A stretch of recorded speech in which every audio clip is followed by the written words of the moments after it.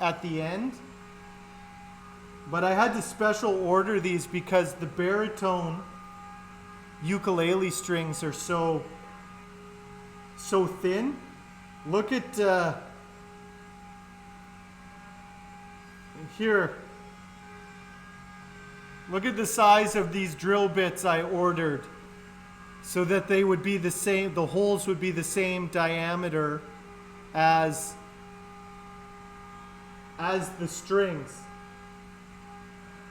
So don't worry, Rhino. I had to order some specialized equipment for this endeavor. I don't know why she would do that to you. You don't deserve that, Jack. You don't deserve to have your PC turned off without your consent.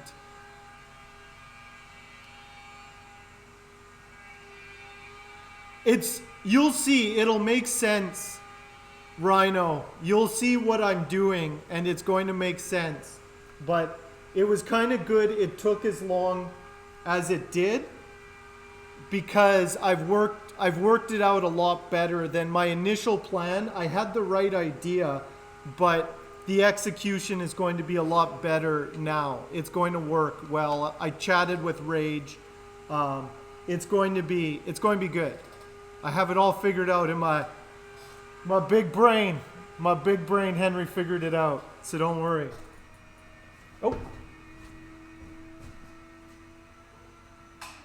Oh, shit. Why did it suddenly drop that far? Whoa. What the heck? Stop.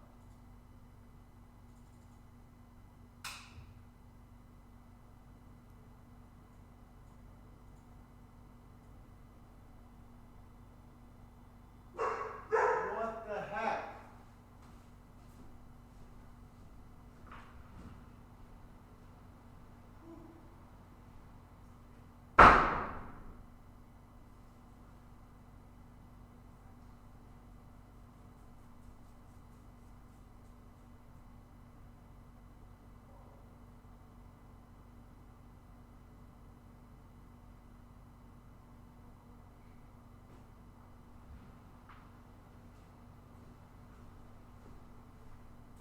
That's weird. Give me a second. The CNC, the Z-axis just dropped for no reason. Give me 1 second. The body's okay, but it was a close one.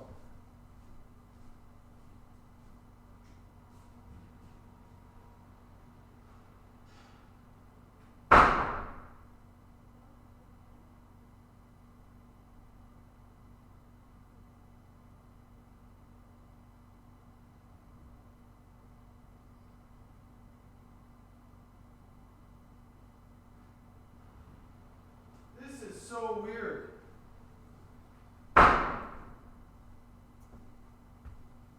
This is so weird. My Z-axis dropped right at the end. It finished cutting it out, then it dropped and started trying to cut it deeper, which is really weird. That's not the first time that's happened. I don't know why it happened, but that's not a big deal because I bevel the edge right there. So it dropped in the perfect spot where it's not ruined. But oh, my next stream is on Friday, Tobolo. Friday and Saturday I'm going to be streaming all day. So if you want to catch me again, that's where I'll be. But it's good chatting with you. You have a good rest of your day. All day. I don't know. It's whenever Rage gets up here. We don't really have a set schedule, but we'll be working. We'll be streaming. Okay, Tobolo. Well, you have a good night.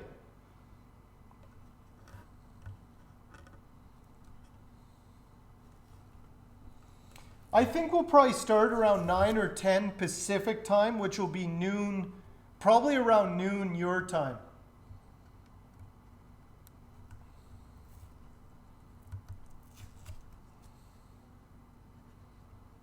And then we'll probably go till, well, we'll see. Huh, that was a close one. That was really annoying. I do not know what's going on with that thing or why it keeps dropping the Z-axis. I'm going to have to check my program. I don't think, let me double check my program.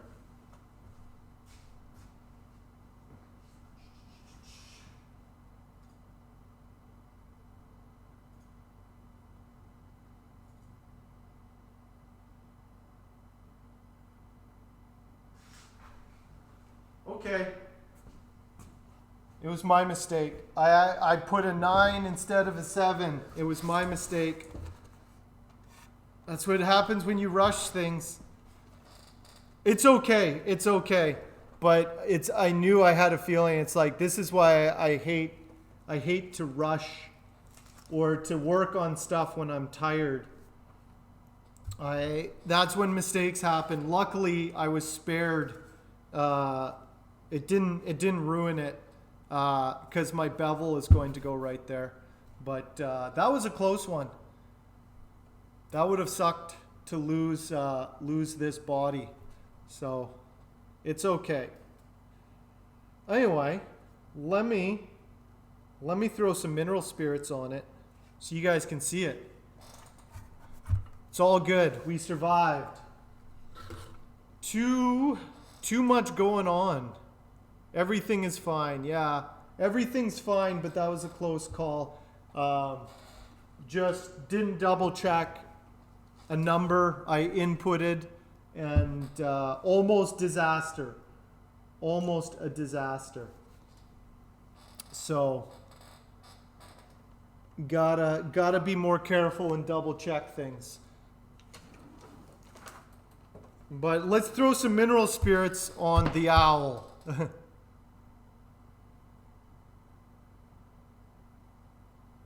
You're doing a network things and my website goes back to an interesting company I did not expect. Yeah, which one's that?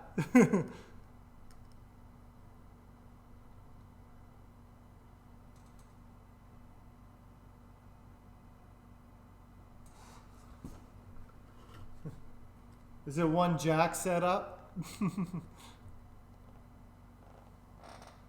Akame. I don't know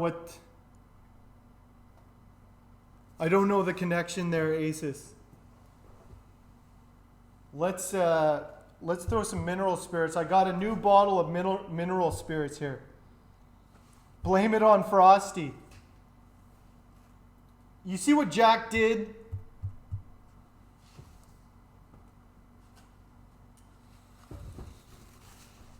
Gotta be more careful. Gotta be more careful. It was literally, I inputted that much more distance into it and could have been a disaster.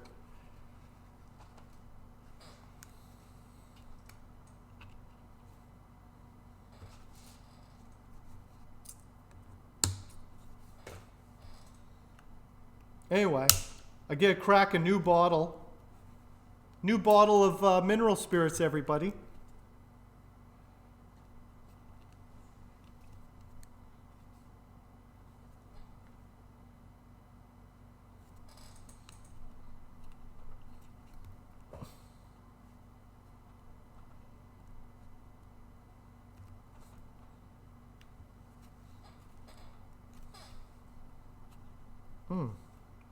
How does this work?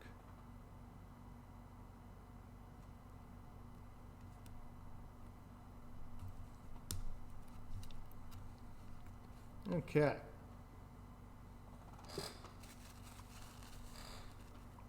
It's a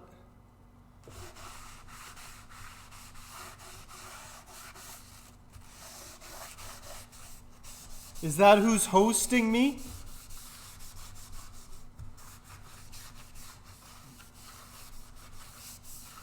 Like, I'm just hosted on Squarespace, so I have no idea who provides me with anything. Okay. There is the body. There we go.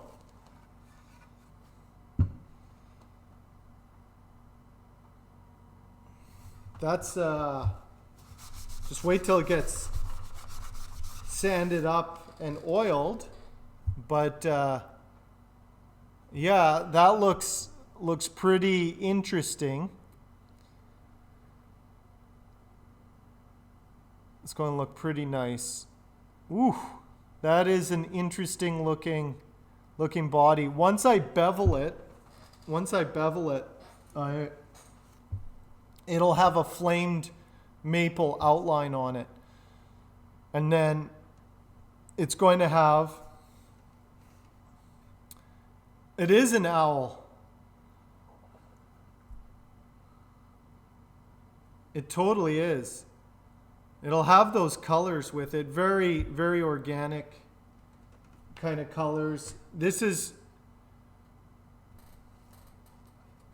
I can also show you what the back looks like. There's a little bit of a thing there that I'm going to have to fill. That's not a huge deal. There's a bit of, I knew that was going to be there. That can be filled. That's not a huge deal because it's going to get beveled on the edge anyway. So there might just be a little black strip right there. And there's a little something on the bottom there. But for the most part, everything looks good.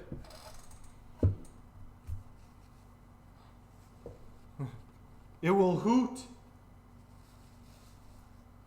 Well, they say hooting is the gateway to hollering.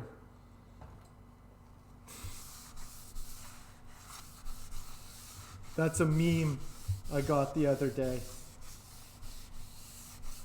Anyway, so it's going to have nice black walnut. Nice black walnut. So you'll see once it's got some nice figure on there. That kind of looks like an owl as well. A wing or something right there. So I haven't cut out the neck yet, but I'll show you. Whew, I dodged a bullet there. I dodged a bullet for sure. That was a really stupid mistake.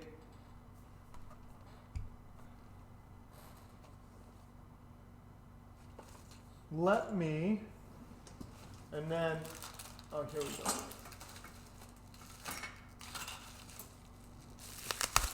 I just want to see how all the hardware fits together. So for Telecasters, if you don't want to do a pick guard, you can either direct mount your neck pickup or you can do a ring. I like these rings. I think they make it look classy. Let's see. Ooh, that works out really well. So here was one of those instances where it's like I had this weird figure in the wood right here, right? And I could not hide it. I could not move the piece that far to get the bridge to cover. I couldn't move it down enough for that to cover. So in woodworking, they say it's like if you cannot cover something up, you make it the focal point. And so this is a principle of woodworking, everyone. If you can't cover it up, you make it the focal point. So now the focal point is that weird V, but now it's not covered up by anything. So like you can see the owl in there.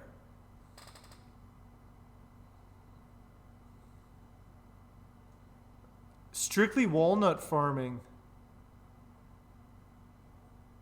They used to fuse white walnut and black walnut together. Yes. Yes, and that's why I think that would explain some of the weird woods that you see in sometimes, that it was grafted. Yeah, that's interesting. I didn't know you could graft a walnut like that. But that's interesting. I know they do that with fruit trees. I didn't know they did it with nut trees as well, but it makes sense. I saw this apple tree that had all the apples. Yeah, send me a picture. That's interesting.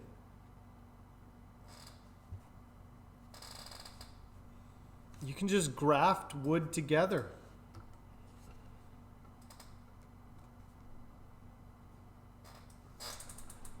Well, I think that the reason the black walnut has better root systems is because it's indigenous to this region, whereas the white walnut or the English walnut has better nuts, but the black walnut is indigenous, so it grows better here. I think that that's one of the things. So what's interesting, this top is Turkish walnut, which is the same species as English walnut, but this was actually from Turkey. And the figure on it is very different. For some reason, the Turkish walnut has some very different figure than the English walnut. But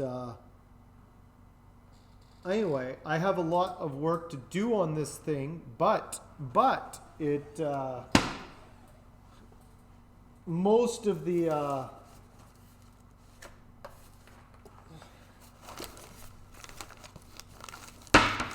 most of the things have been done now.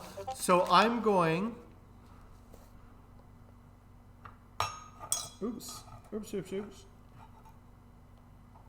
I'm going to relic all this hardware.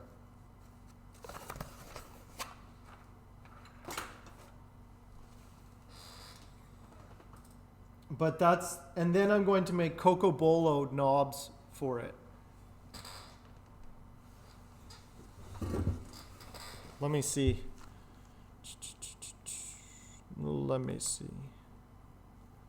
Dun, dun, dun. Oh, okay.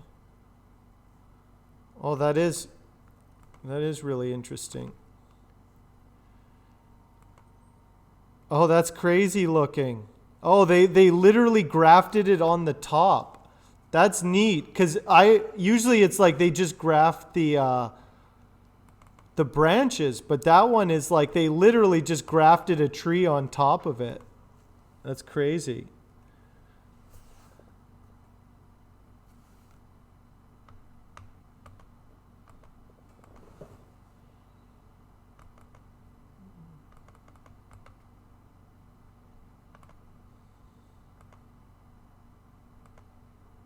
There, you can see it here. I'll just put it on screen here so everyone can see it.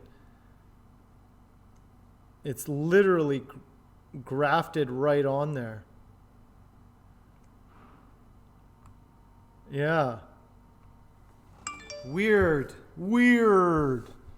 But it makes sense. Anyway, while we're looking at things, let's check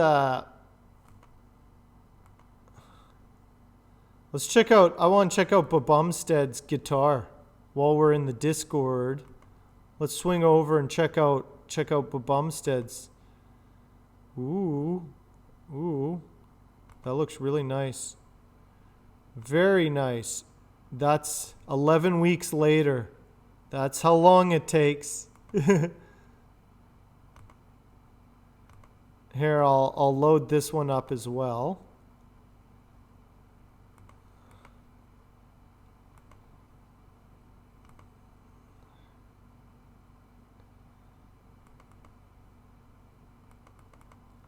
Let me see here.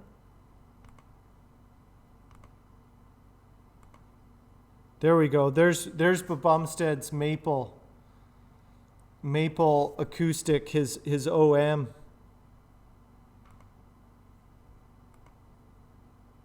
With the flamed maple on there. Looks good. Looks really good. It is pretty. It'll settle down. It'll take a week or two to settle. Yeah, he did really well. Good job, Bumstead, if you're still there. Yeah, acoustic guitars are very, very labor intensive. That's one of the reasons why I'm doing more electrics, just to get things done. But even then, sometimes things don't get done properly. But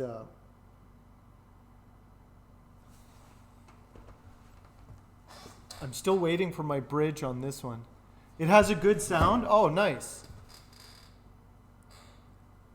Yeah, check out Bumstead if you guys want to see who built that guitar. What's the next project there, Bumstead, now that you're done the acoustic? What's next?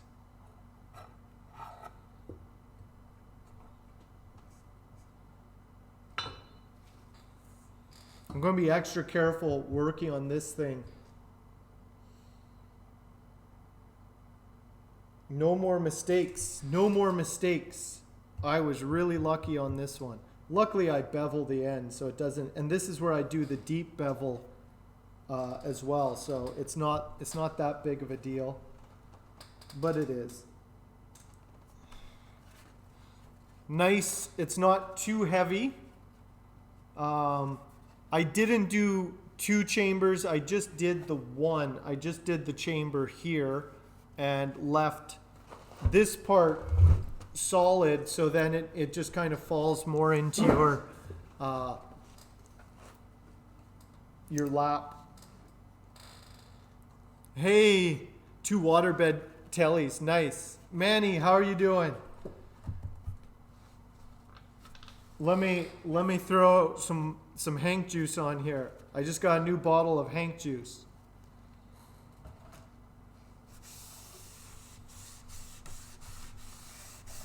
It just finished cutting.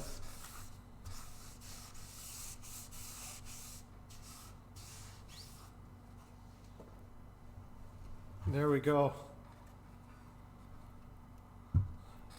So there's the Turkish walnut. Maybe a parlor guitar after that. Nice. But Bumstead finished his acoustic today. Things are getting done around here. I still have to bevel this so that it has the flamed maple outline on it. But this one is looking nice. It kind of has that same kind of look as that eucalyptus that you did on that Strat, Manny.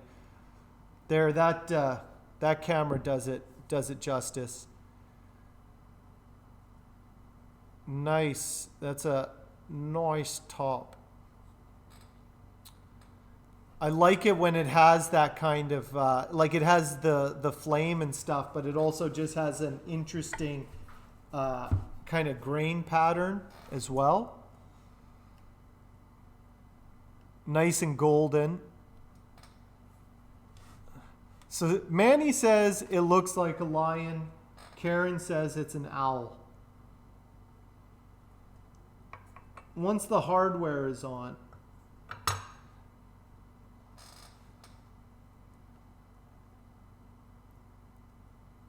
Yeah, it's got there's some interesting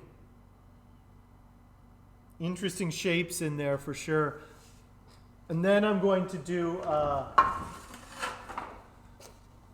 Cocobolo fingerboard. This one's very, very, I don't know what the word would be. Just woody. It's very woody. So the Cocobolo is kind of orange. I think I'm going to go with the Cocobolo. It's either that or ebony.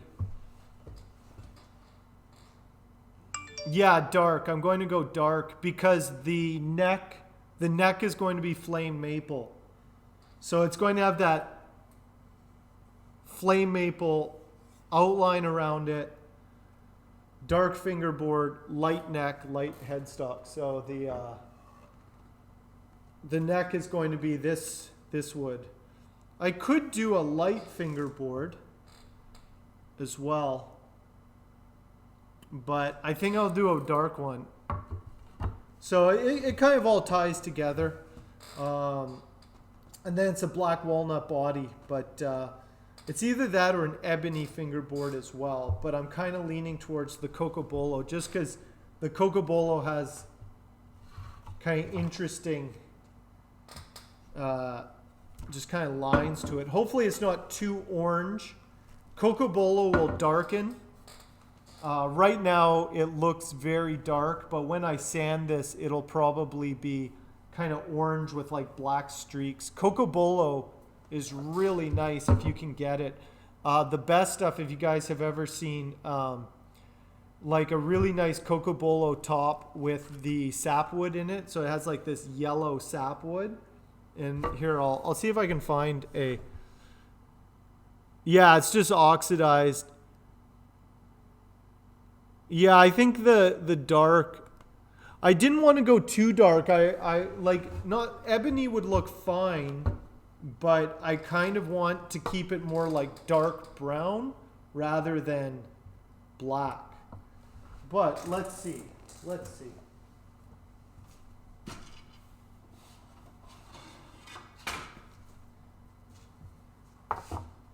And I didn't want rosewood. I have some dark rosewood, but I don't want those purple, the purple hues in it.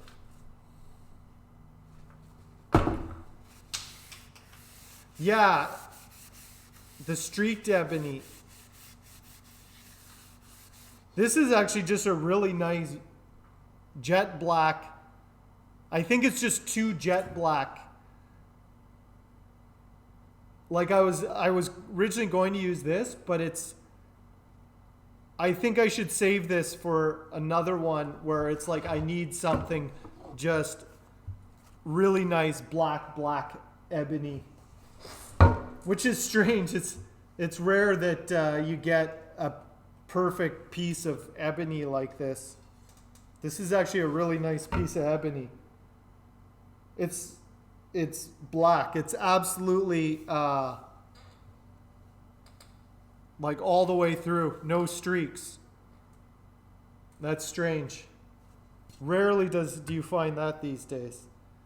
Anyway, I should save that for something else. This one will get Cocobolo. Plus it's kind of more exotic.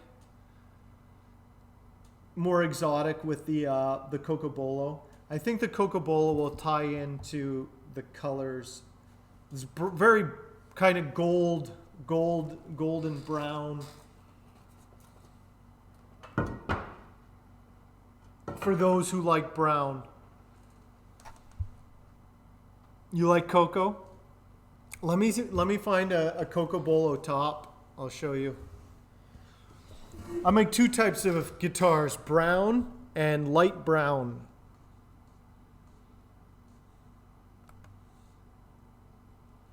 Let's see.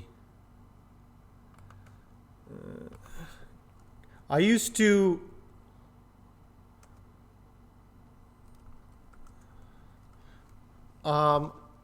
work with Cocobolo a lot. I have turned a lot of Cocobolo when I was making clarinets. Yeah, here we go. Here's a good example.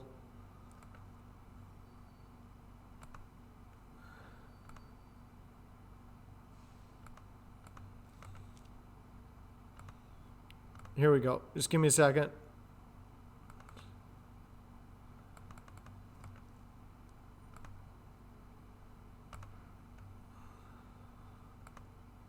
So there's cocobolo with the sapwood in it. It's very figured. It's got like those black lines and then the orange. The orange will be more prominent when I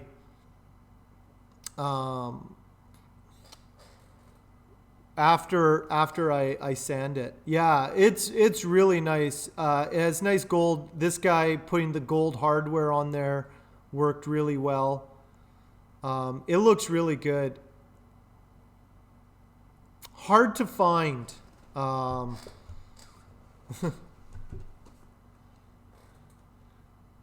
course, Karen would like the marshmallows, something she can burn. Do you like to burn your marshmallows, Karen? Anyway, hey Manny, what are you doing this weekend? I got Rage coming up, and we're going to be streaming for a couple days. Friday and Saturday we're going to be streaming. So we could also do the podcast while Rage is up here, and we can just chat. It can just like the same time. We'll just switch to the Luthier Uprising podcast, and then chat for a bit, and then get back to work. If you're down for that, Manny, you can. I know Rage wants to talk about Australian woods. You can't do it this weekend, doing family stuff. Okay, we'll do the Australian wood podcast eventually. Soon.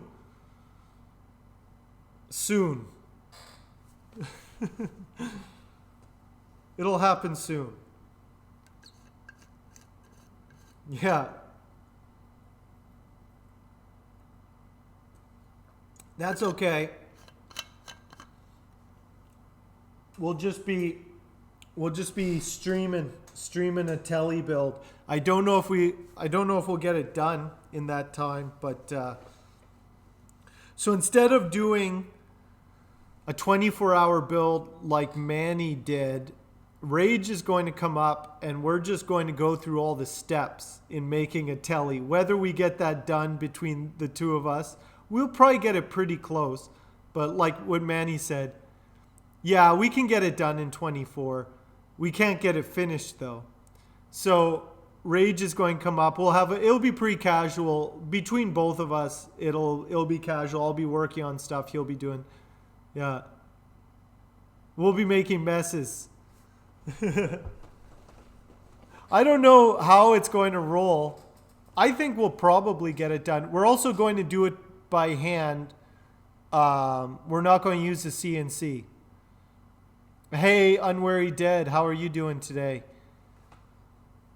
We're going to do it by hand with routers and such.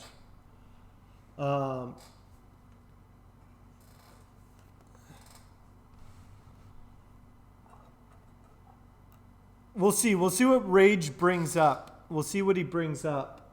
I don't know if I would want to. I think doing a telly is CNC will take me a week. Well, that's the thing, is my process is like, I don't like to rush it. That's why I'm like, I'll do just a standard telly as opposed to mine, because it's like I do all these laminates, the hollow bodies and stuff like that. I do a lot more things that bevel needs to be sanded. I don't know if I don't know if I could do one of mine in a day. Maybe if I simplified it and just did a one piece body. We'll see. I still have 2 days to figure it out. Nice. Your recovery is moving along. That's good to hear, Unwary. It's all about the sanding. Yeah, like when do I get time to sand? Actually, that's what I should be doing right now. I have to pour fill the other one. I just pulled this one off the CNC. So the process for this, because you guys, I don't know if you see what I do, is So I have a laminate, two laminates on here. So first I take the billet of wood and I route the chamber. I do that with a template and I route the chamber.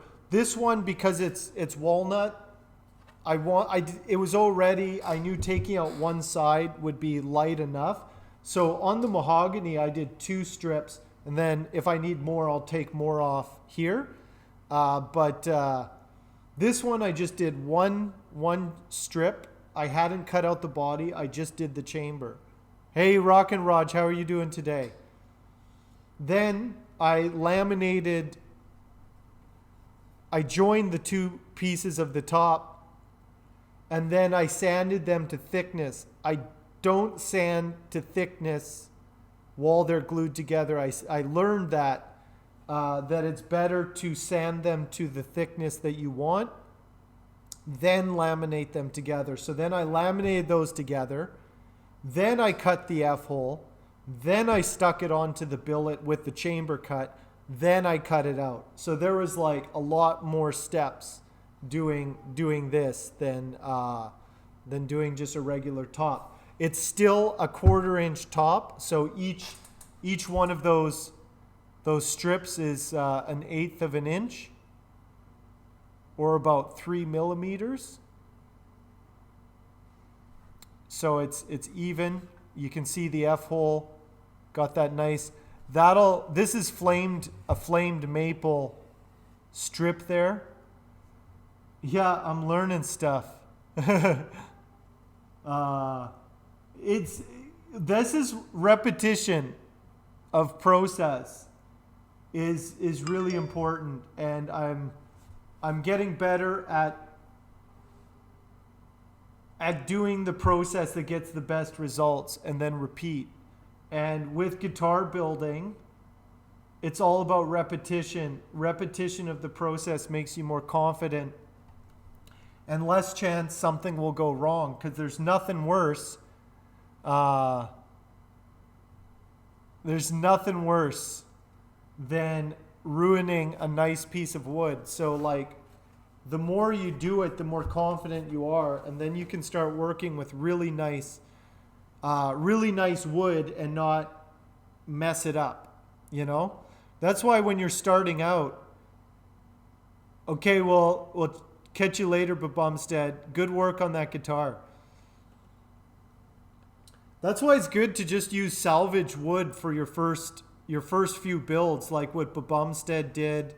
Manny, you salvaged your first build, because then you're not financially invested in it.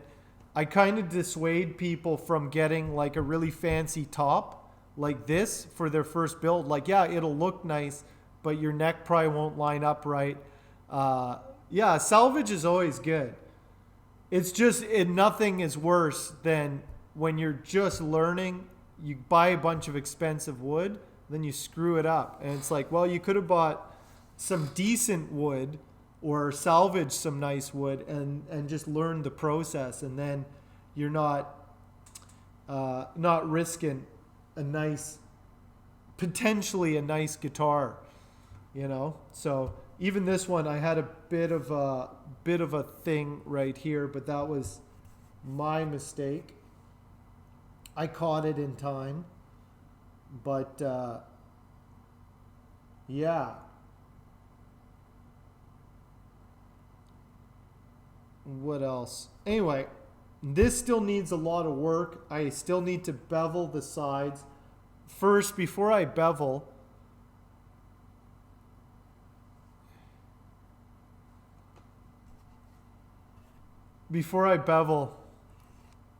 well, that's the thing, Manny, is it's when you're confident with your building, then you can get more excited about just working with the wood and not being like, oh, what if I screw that up?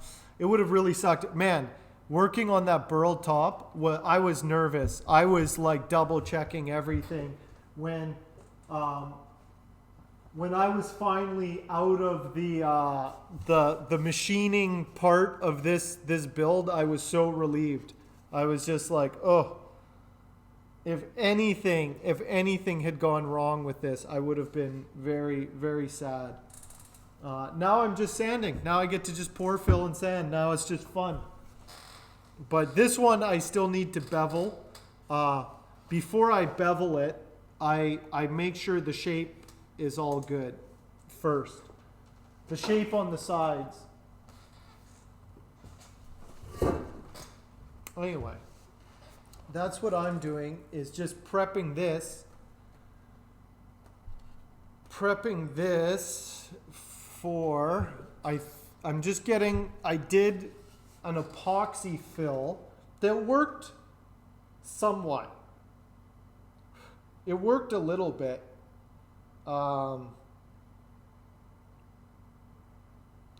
But didn't work as well as I had hoped. So I have to do something else. So now I have to sand it all back. But it did fill some of it. Be building the Pank guitar. Everybody wants a Pank guitar now. I did have to go to, I went to Canadian Tire today to get some wet sandpaper, and I checked out the paint section to see what they had in pink. And they had some nice pink colors there.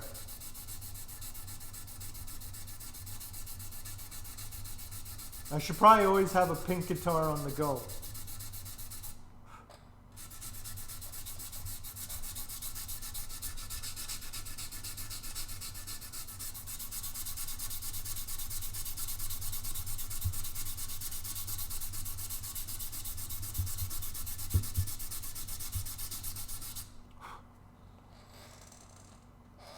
So once, I'm just using 120 right now. I'm going to get these sides really nice and smooth because I decided, get out the shellac. Yeah. I'm going pour fill with egg white. I'm going to go old school. I'm going to do an egg white pour fill.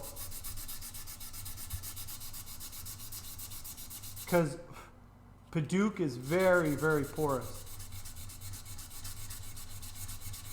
And I've had good results with it in the past. I know how to use it. But this one is going to get gloss, so I have to make it. It will go to 12K. This I'm going to make shiny.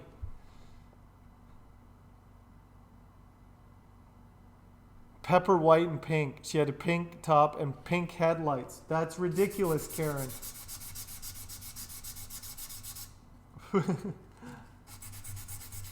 Sounds like you need a guitar to go with that car. This one will be going to 12K.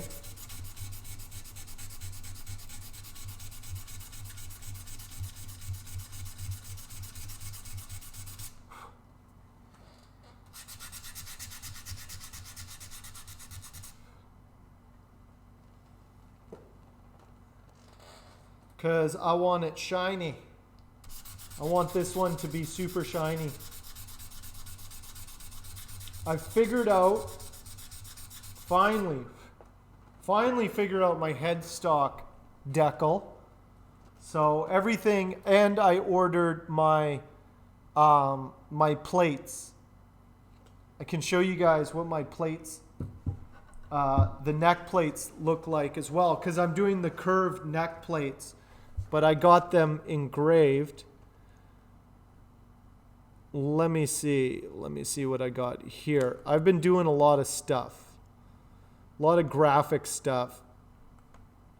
Yeah, here we go.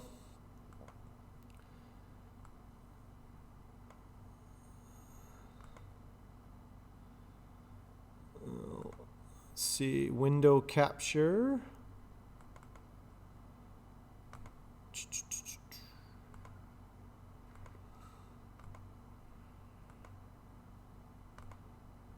There we go.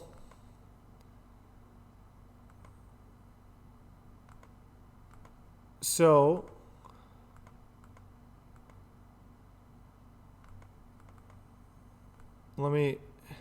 So that's going to be the logo on the plate. So everyone will know. So it's a curved plate. I'll show you what they look like. So they're not the standard. These are like the I guess they call them the custom or the contoured plates. So it looks like that for my neck. So you can see right here. That's how that's going. Yeah. They make life a little bit easier. I had been doing the ferrules, which I like the ferrules, but man, it's a lot of work installing those ferrules. I think the plate is a really good brand, a way to brand it. Now that I have now that I'm like a real luthier, people are like, well, why, if you're like a real luthier, Hank, how come your guitars aren't properly branded with logos and stuff? And it's like, because I've been too busy building guitars to sit around coming up with logos of my name. So anyway, I finally did it. So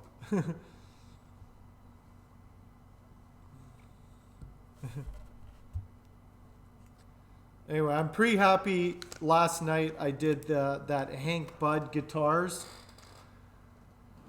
That's an old cattle branding font. So I'm kind of stoked about that. I think that'll look good. Yeah, one step at a time. Well, I know a lot of guys, they already have their logos designed before they build their first guitars. And it's like, if you already have a logo before you built your guitar, you're going the wrong way. You gotta build the guitar first. Build the guitar first, man. Everything else will fall into place after that. Because building guitars is the hard part. I did all the hard stuff first.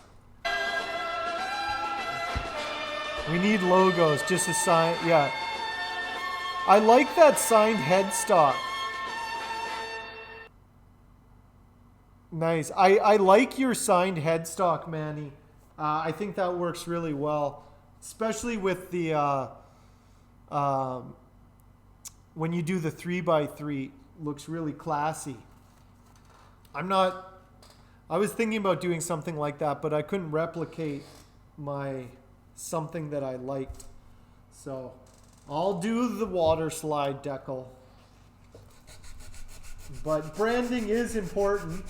It's not like it's not important. It's just like I literally have not given any time to it. Yeah, burn it, Karen. Burn that logo. Maybe I can wrap that up. Actually, while Rage is here building the telly, I might just wrap up all the things I need to do, because I can get this ready to be sprayed. So if I can get this ready to be sprayed for tomorrow, or I can start spraying it on Friday, I can spray it Friday, Saturday, then I can start wet sanding it on Monday. But spraying doesn't take long. But I have to wait once I do it. So I got to get Karen's thing done. Actually, I'll just get Karen's done so Rage can take it down to the States with him and ship it out from the States. That'll be easy. So Karen, your body will be going out this weekend with Rage. I'll send it down with Rage. Yeah, I'll do that. So if I actually work real hard today and tomorrow, I can probably have my bodies prepped. I might even be able to get this one prepped as well. So then I don't have to worry about it. And then I just carve, all I'll have to do is carve the neck on this one. Yeah, I could have both these. I'm still waiting for the engraved plates and for the water slide decals. I haven't even ordered those yet, so there's no rush on that. But I need to get Karen's guitar out, and I need to get Rhino's baritone finished as well. So it's kind of like Friday and Saturday. Those are kind of the things I need to do. Nobody's going to be in the shop those days either, so it'll just be me and Rage. So it'll be good. No classes this weekend.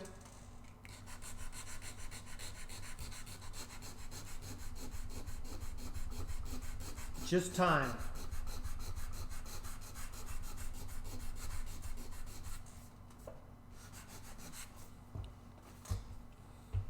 Yeah, no messing around. Well, we do have to build a telly. It takes a Canadian and an American to do a job that one Australian can do in 24 hours.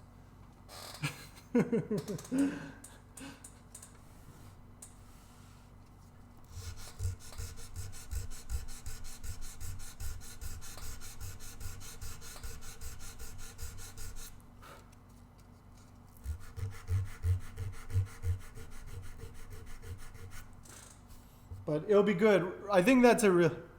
Yeah, I talked to him yesterday, and I was like, if you're not feeling up to it, don't come up, because we're going to be working. Like, we won't be working too hard, but we're going to be doing some days in the shop, right? So, but he was like, no, he's coming up here and wants to do the thing. So it'll be good. It'll be good. I'm going to set up the shop. It'll be easier for me. Instead of setting up cameras all over the shop, I'm just going to set us up. I'm actually just going to bring the big table right here, and we have 2 vices. We can set a couple cameras up, and we'll be good to go. So it should all work. It shouldn't not work.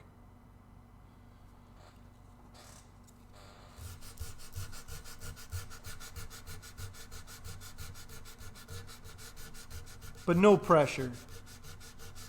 But I do have to wrap things up. I think it's just a big push. Today I was feeling it just because I have so much coming down the pipe right now with everything I'm trying to do. But once I get all the infrastructure in place, then I can just go back to focusing on building and things. But it's just a bit of a squeeze right now getting all the other things up and going.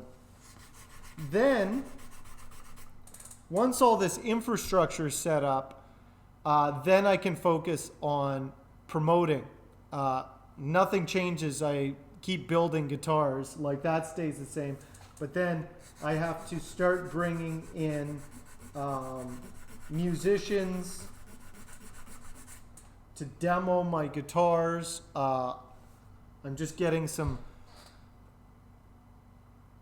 equipment together. Jaime is in Mexico right now for a wedding, so I can't put him to work. But in 2 weeks when he gets back, we're going to kind of have a crunch here getting everything set up. He's got to finish one more guitar before the end of the month, or before the end of June. So we're doing an open house here in June 25th. I might live stream it. We'll see. So we're going to have our first kind of post-COVID public event, which should be interesting. So I need to have everything set up for that. These are my showcase guitars, and I have all my other ones, but this one and this one, these are the two. I'm out of the prototyping phase. These two are going to be my showcase guitars under the new Hank Budd brand. These are going to be like the high-end versions, which I don't even know if Hank Bud Guitars will do entry-level guitars anymore. Why should I even build guitars if I'm not getting at least 20,000 per guitar? Here's the thing. I crunched the numbers because I'm doing marketing now. I've been crunching the numbers, and it's way more profitable for me to build guitars and sell them for $20,000 than what I was doing previously. You see? So that's my new model. High-end luxury guitars for the discerning market. That will also coincide with my new designer clothing brand, Hunk Couture. Maybe you've heard of it. It was all the talk at the Paris runway.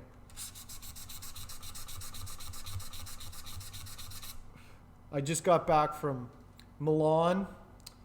The other last night, I was doing a fashion show there. The Italians went nuts for trucker hats, the aprons, trucker hats, the whole thing. Yeah, Honk and Franck. Yes, I met Franck in Milan.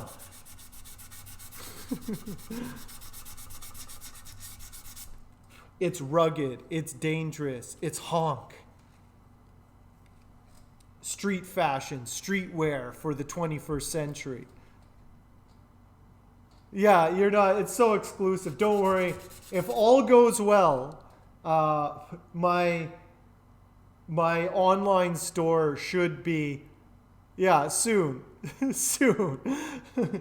I'm trying to get my e-commerce site up and running. It won't have the guitars yet, but it was really good doing the merch, because I learned how to do that. So once I get my merch store up, I'm like, oh, okay, this is how I set it up. Then I can set up the guitar section and be like, okay, this is how you order a guitar from me, and have a payment processor kind of thing. So it just seems, more legit.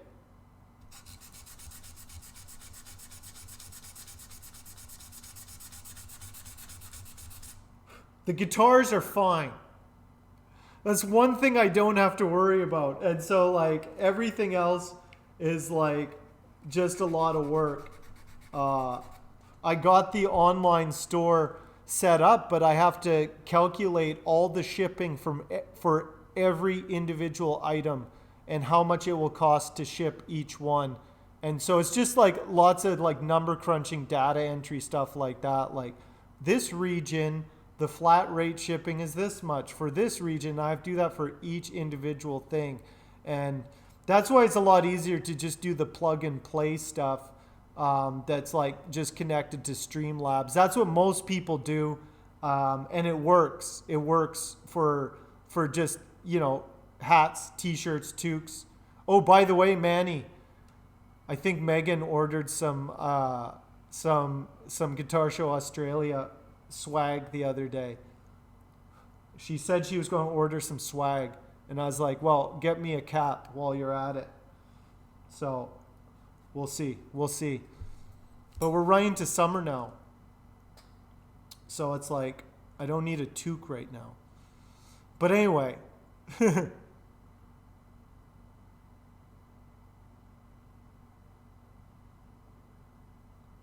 Buick Enclave in the shop, third time within 25K. Oh, weird.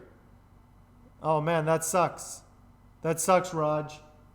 It's one thing after another. Yeah. Yeah, Megan liked the green Guitar Show Oz toque. She's like, I'm ordering stuff. She's stuck. She's in Sarnia right now. She's working night shifts, so it's like she's got time and money to burn. Time to buy some swag.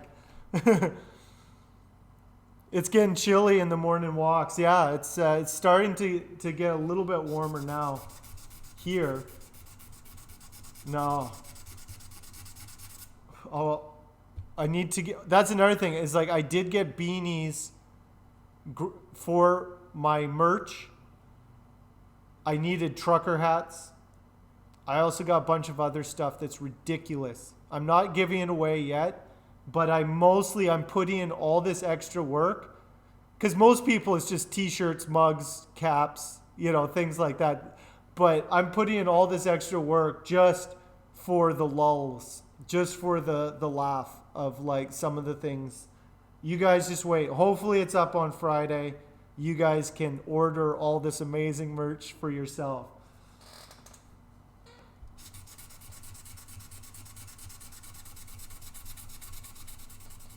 But it's good. It's good to learn that stuff.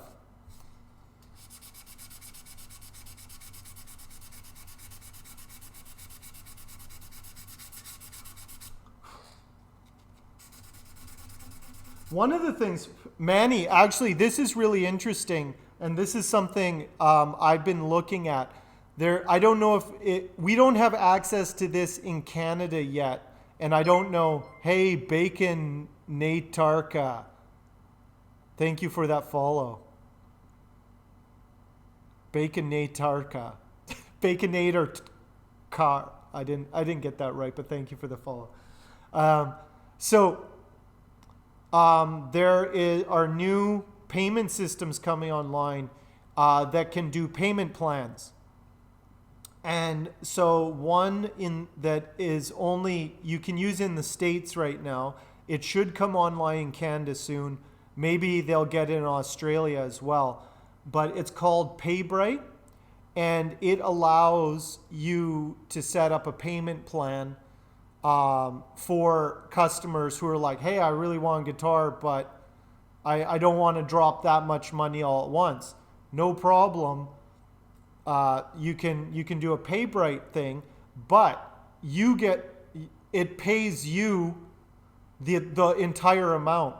Yeah, like layaway, but it pays you the entire amount. Then they are on the hook with PayBright with the interest to pay it. But you as a builder will get all the money up front. They get the interest, whatever you set up. But you can it's like a mini loan system. So if you're like, I want a Hank Bud, but I only want to pay $50 a month for it. It's like, great. Sign a 5-year, plan on this thing, but it's like I still get the money up front. So you have to do a lot of credit checks and stuff like that first. More debt for people, yeah, but it's no different than a guitar shop. Like if you go into a guitar shop, you can always, they know musicians don't got the money. 10 years to pay off a Hank, yeah, but it's like you can do that at a guitar shop, and lots of musicians do that, obviously, and it'll take them years to pay off that Squier, but that's an option as well, because people have asked if I do payment plans. I can't do a payment plan because I need a certain amount up front, right, in order to make it worth my while, right? So it's kind of like, oh, if you do want to do a payment plan, we can go through a third party and do it, but I can't do a payment plan personally, That's how you get them, Manny. Debt. In debt to Hank. I got a big plan. It's basically how centralized banking works, except with guitars.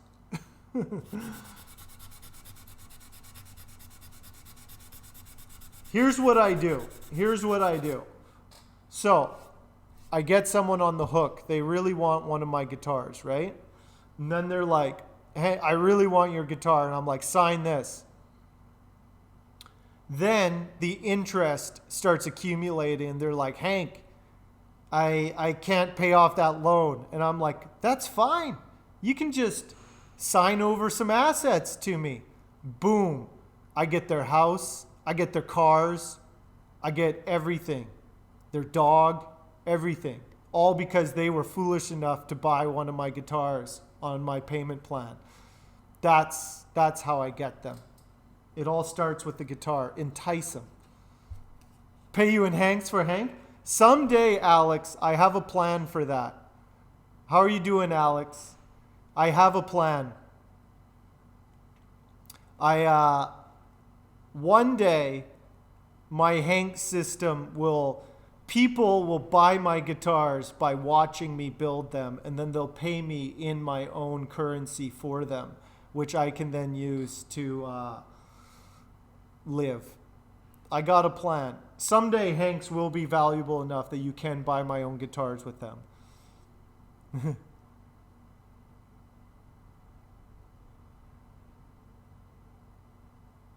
If you can't pay for a guitar, you won't sell it to you. You are working on your business model, and in your ear, there's a benefit to hold on to the build, the collection. Then you'll sell from the collection from the right buyers.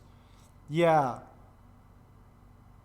If you can hold on to it, then it's fine. It's just waiting.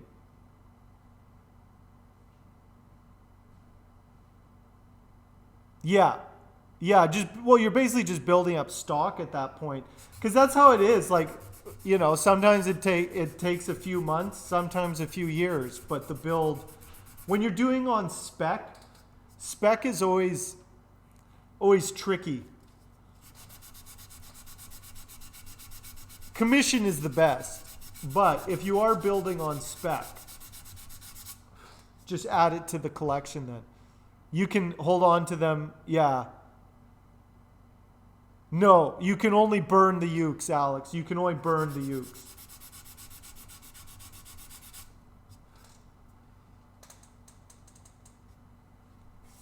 They only have one purpose.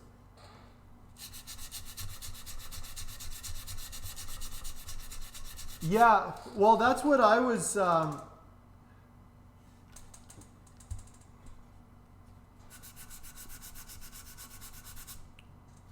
with a few of my guitars, which are kind of promoting from a collection is gaining more interest. That's interesting. So here in our shop, things are kind of going through a transition this fall.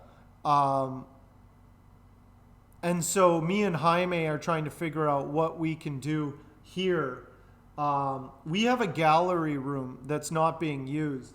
And we were like, oh man, that should be a rehearsal space gallery for the guitars and stuff. Like just having a place to show the collection. But that's a good idea, just have them as a collection. The honk collection.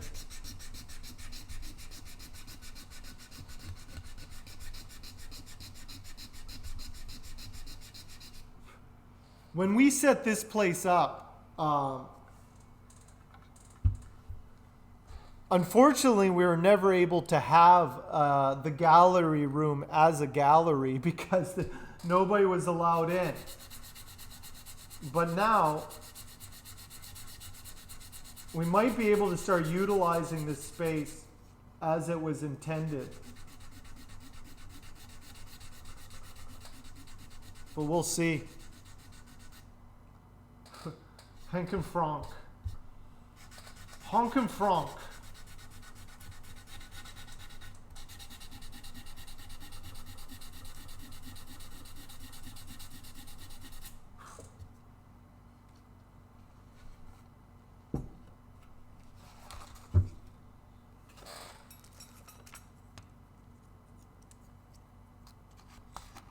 Well, we are going to have the open house, and I have a decent amount of guitars to show, which is pretty good.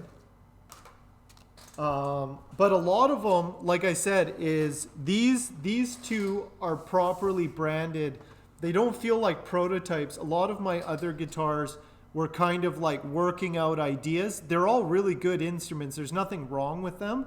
But I was kind of working out ideas, so it's kind of like they may not be as on brand as... They're kind of just one-off art pieces, which actually kind of works. Like these two, I put them up for sale.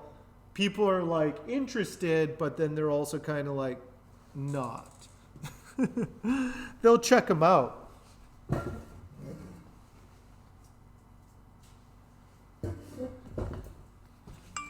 People actually seem more interested in our classes, building their own telly. You have 7 or 8 guitars in stock. Nice. Yes, treat them as art. You know what else is interesting, Manny, that I saw some other builders do that I thought was a great idea. Hey, Gadalogic, how are you doing?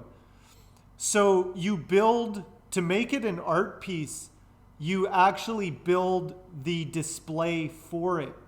And that is included with the guitar, is you get a really nice thing that it goes in that you can mount on your wall or on, like it comes with a piece to be displayed. I think that's a really good idea if it's like an art piece, or treat it like art. Why would you want to make your own? You don't have to make your own. You just let me. You leave the guitar building to me. I'm a professional. I just don't want anyone getting hurt. Don't let her in. She'll burn it down. And then you can collect the insurance money and your scheme will be complete. Punk rock guitars for 30 years here. He loves the collection, but then people ask, can you paint it red and lacquer it? Yeah. Well, they always, it's just, it's what people want, It's 70% of the guitar market wants shiny colors. 30% like the wood. I'm not saying those numbers are exactly right, but it's like, I know a lot of people just like shiny colors. That's why I'm doing this one. It's wood, but it's also has shiny colors. It'll be shiny and have colors. Yeah. Karen will be in the front row. It'd be a real shame if the place burned to the ground. Hot rails onto your Hondo? Nice. I don't say that that's a bad idea at all. I'm not going to tell you how to party.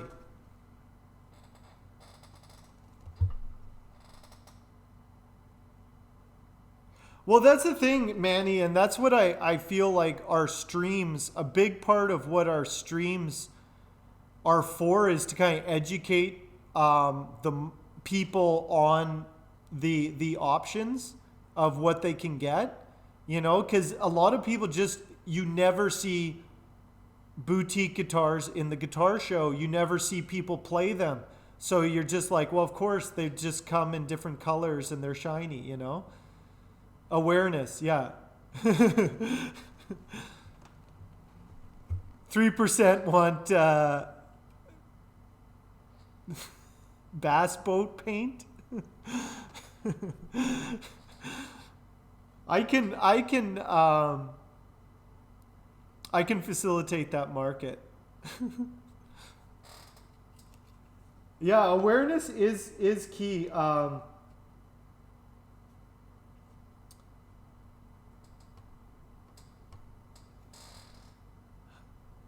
I think, yeah, that's why I'm like, when I'm doing my website now. Yeah, just a minute. Well, that's the thing, and that's another thing, Manny, is a lot of times it's very personal when somebody wants to buy a guitar. It's like, I want to buy your guitar, and just meeting people is sometimes just enough for them to be like, hey, I want your guitar, The stream is just a great way to meet, hundreds of people a week, and just be like, oh, that guy builds guitars. Maybe, here's the thing, is like, there might be somebody who sees your stream and then like, maybe like 5 years later, they're like, it's time, I'm going to get that guitar. Like, who knows what the seeds that are being planted right now,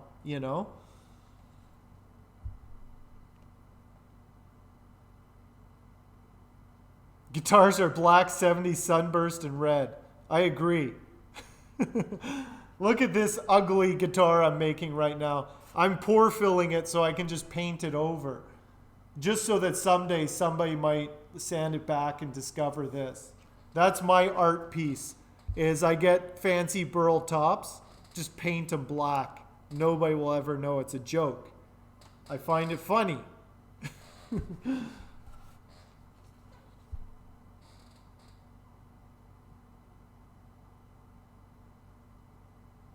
Yeah.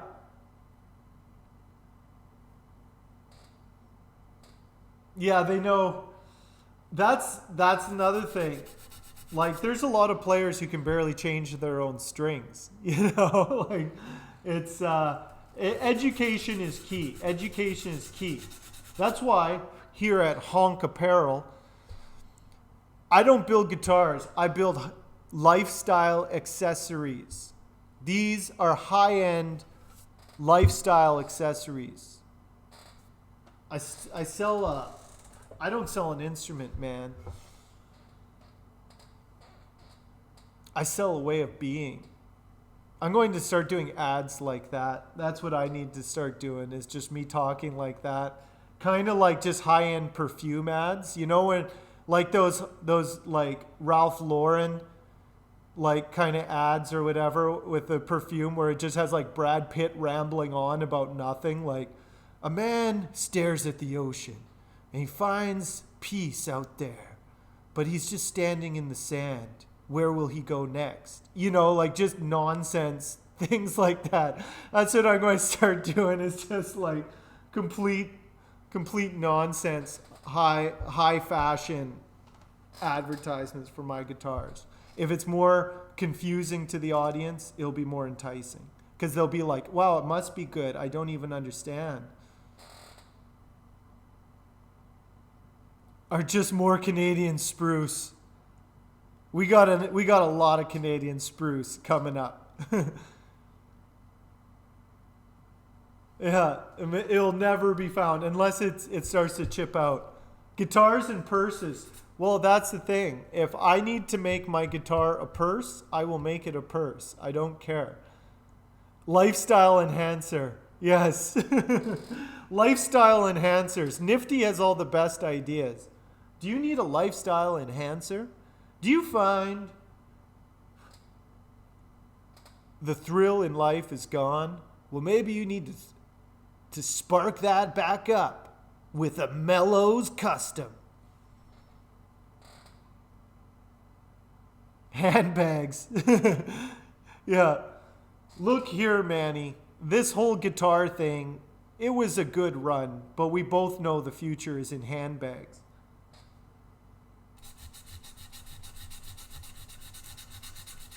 Mellows handbags and makeup accessories.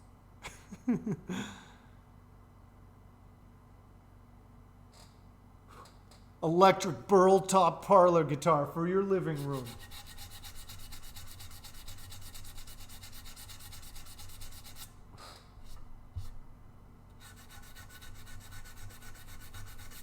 Oh, why, yes, it is Wi-Fi compatible. I don't know how, but it will be. That's another thing. It has to be connect to all your smart devices, and you have to really... Hank's Handbags does have a nice ring. Do you guys remember when I found the Hank hand... Manny, did I show you the Hank handbag? Let me show you something. This is real. I found this. I saved it just because it was amazing. The Hank purse.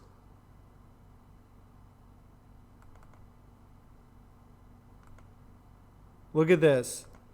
This was real. This I found on a custom... Here, let me...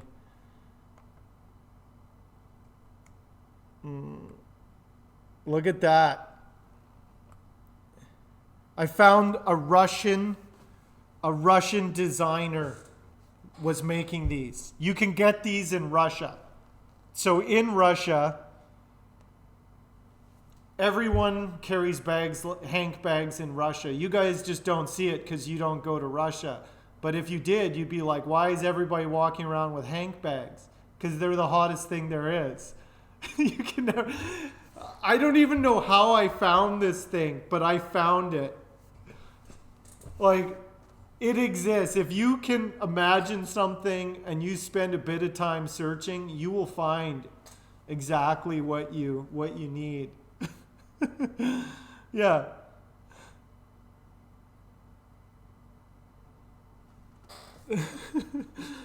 Anyway, I can give you a link. Maybe I will start selling these on my merch as well. $100 from Russia to get one of those. Big in North Korea. I'm huge in North Korea. Second most popular man in North Korea. Anyway, you can see I was already beaten to the punch. Somebody already saw the future and they jumped on it. So, you put that on your birthday list. I'll send you the link. I'm pretty sure I saved it. I'll post it. I'll post in the Discord for anybody who wants it. But wait, save your money for the store launch. This hopefully this week, soon.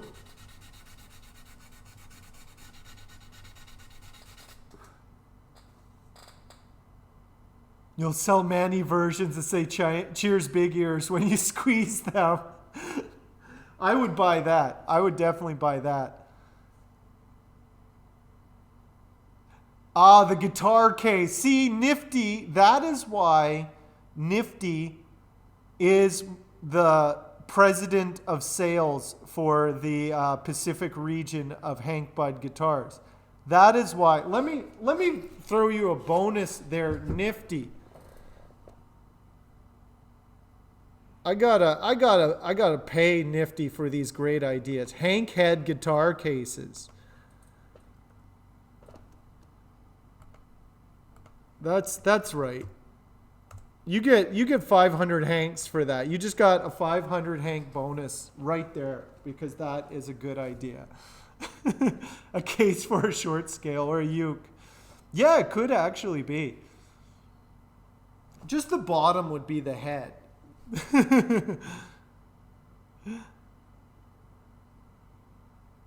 Where do you send your deposit? Yeah. A Hank Bud Classic in it. Awesome. Exactly. Exactly. Look, all the best ideas are in chat. I don't even have to come up with my own amazing ideas. I can just listen to what the people are demanding. You see that, Manny? Here's the thing, man. You got to listen to what your customers are telling you what they want. This is what they want. You got to give them what they want. Yeah, they're black and boring. Those soft cases are no good. Aren't you tired? That can be the ad. Aren't you tired of those boring black canvas guitar cases? Wouldn't you be happy carrying around the head of your favorite streamer with your guitar in it? Can't afford a Hank Bud guitar? Get the case and everyone will think you already have one.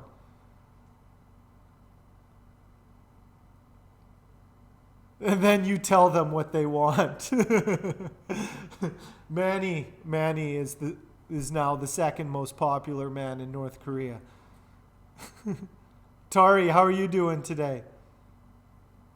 Oh, it's because as I sand it, there's more detail comes out of it. Keeps getting nicer and nicer. Just wait till it's shiny. Everyone likes shiny.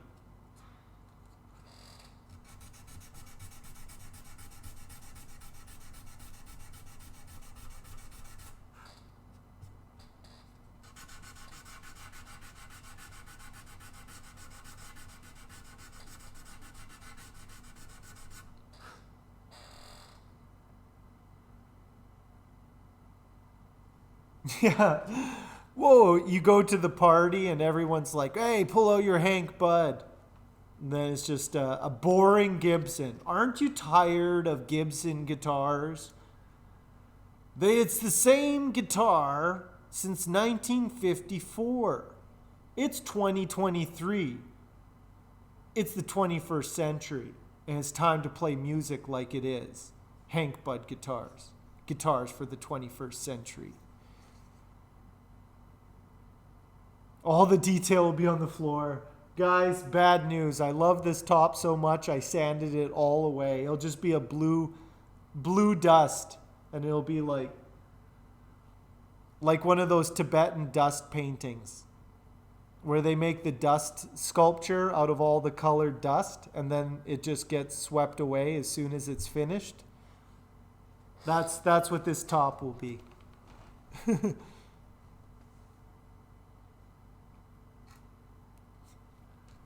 Anyway.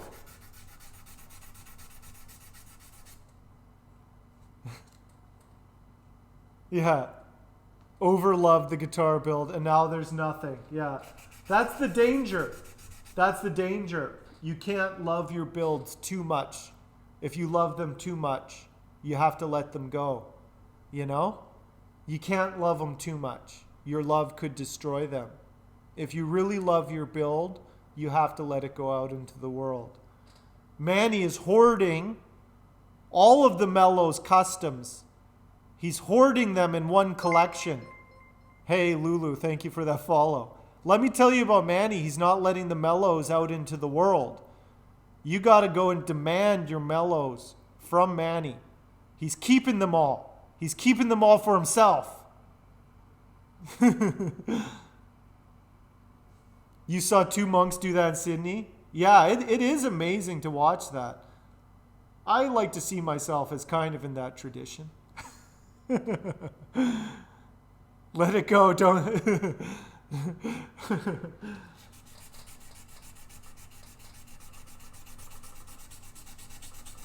No guitar for you. Please, Mr. Mellows, I would like a guitar. No. That's what I was threatening to do to Tari, is build Tari's dream guitar, and then just put it on my wall, just so he could never have it. See this guitar? I'm not selling this guitar. I'm just going to put it on the wall. All for me.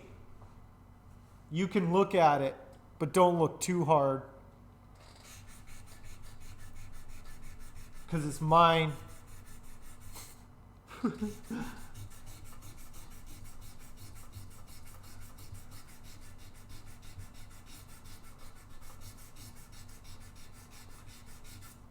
I don't need to eat anymore, in that I don't need to buy food anymore. I found the perfect combination of wood dust nutrient mush can sustain me. So I'm fine now. Little bit of walnut, little bit of maple, little bit of spruce, and then to spice it up, some Spanish cedar. Boom. You got luthier gruel that can sustain you while you work.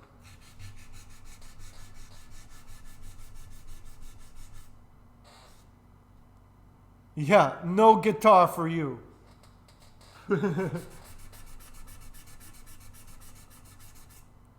PVA porridge, yeah. You just mix it with a little bit of hide glue, get your protein, you're good to go.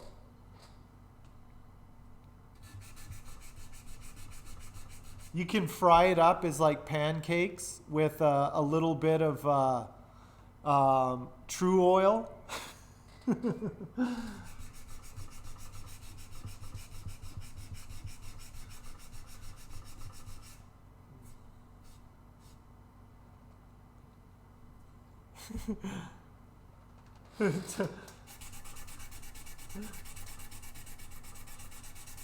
That's what's going to happen, Tari. That's what's going to happen to you. One day. Soon.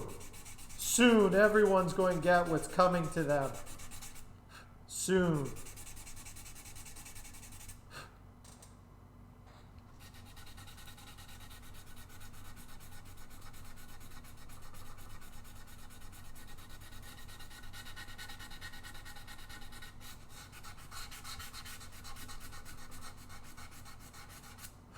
problem with beveling is you have to sand all the bevels.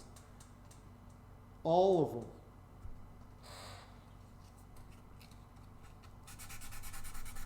of them. Lot of sanding.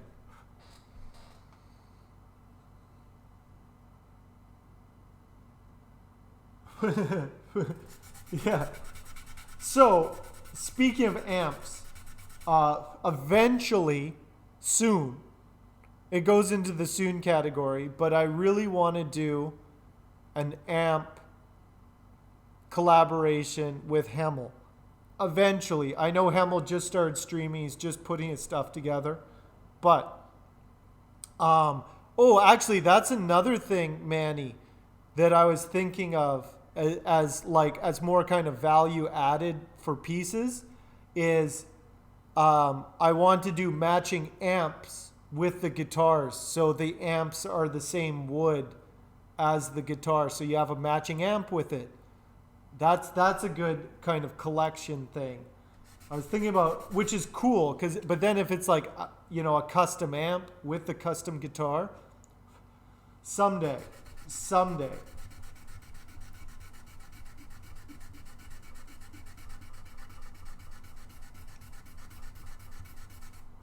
But me and Hemel were talking about that. Not right now. You're stealing the PRS idea? No, it'll be better. But it is a good idea. It's a really good idea.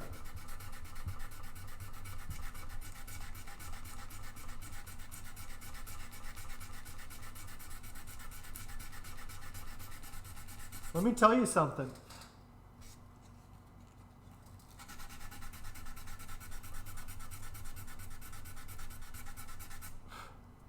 I'm not competing with other boutique builders. I'm competing with PRS Custom Shop.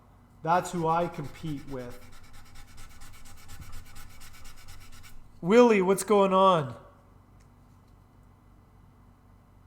Yeah. I have some ideas. So many things to do. I know I talk a lot of encased in walnut. Well, that's the thing. I like black walnut would look really nice as an amp case. I can make a box. I can make a real nice box. You just got home?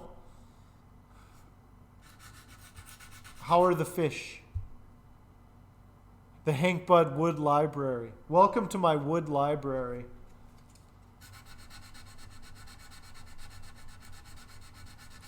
Some people call it the forest. I call it my wood library.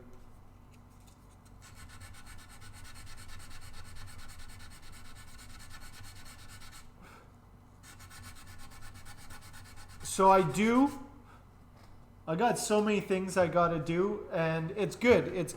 The motivation of getting things done right now is so I can move on to other bigger projects. Now that I feel like my prototyping is done on these ones, I have two new shapes that I want to do. I should probably sell some guitars before I start prototyping new ones. But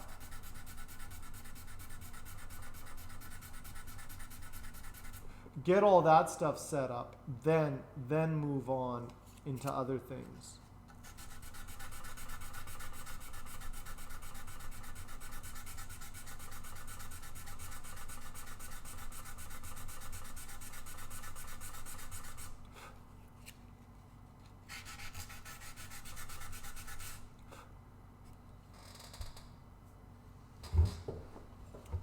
So much sanding. I never should have epoxy filled this. The private stocks, yeah. This is the private stock. Well, you gotta brand it somehow. PRS, their branding works. They've created a very a very successful perception of their brand.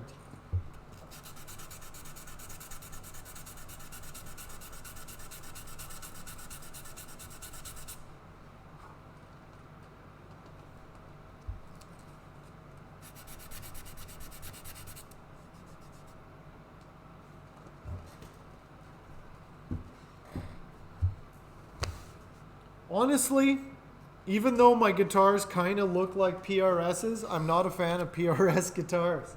I don't think they're bad guitars, but I'm just not a fan. More of a Sir guy myself.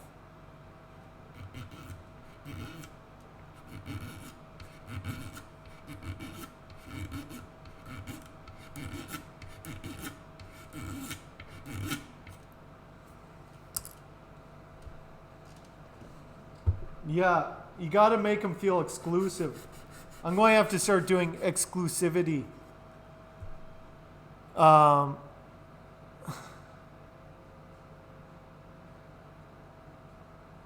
yeah, do an affordable line. Well, and that's the thing.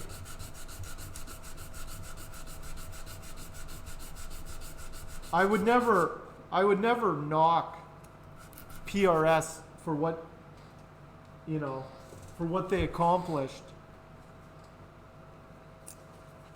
But it's hard. It's the same way PRS has the same problem that Gibson and Fender do. You get locked into a time. When you're successful like that, you can be punished for deviating. So, like, I find PRS guitars are very 80s, 90s. To me, they're very early 90s looking aesthetic, which isn't a bad aesthetic, but it's very 90s looking to me, which isn't bad. But it's in the same way that Gibson is very 50s looking and Fender is very 60s looking, you know? You get locked into that time period, and then that's all people want. They want that same guitar, right? And so it kind of just is more about sustaining, you know, like, but if you have a guitar shape that works, then by all means, milk it. But it's kind of,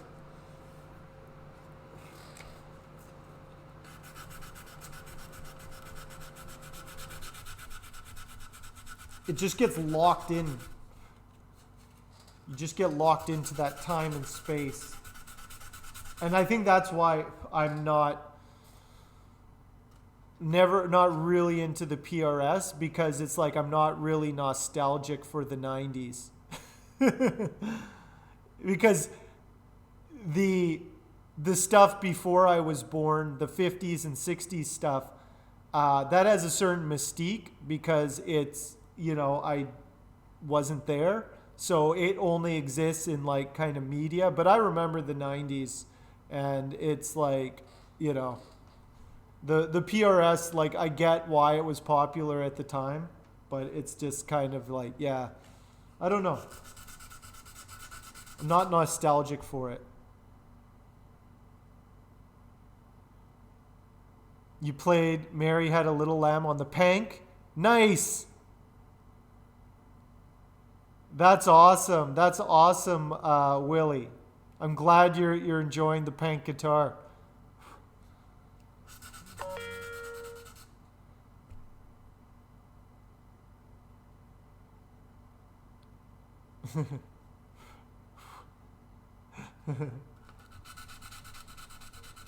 I'm talking about the Les Paul.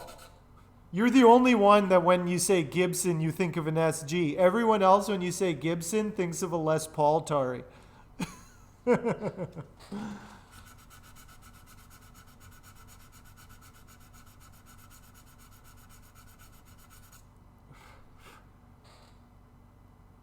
Yeah, that's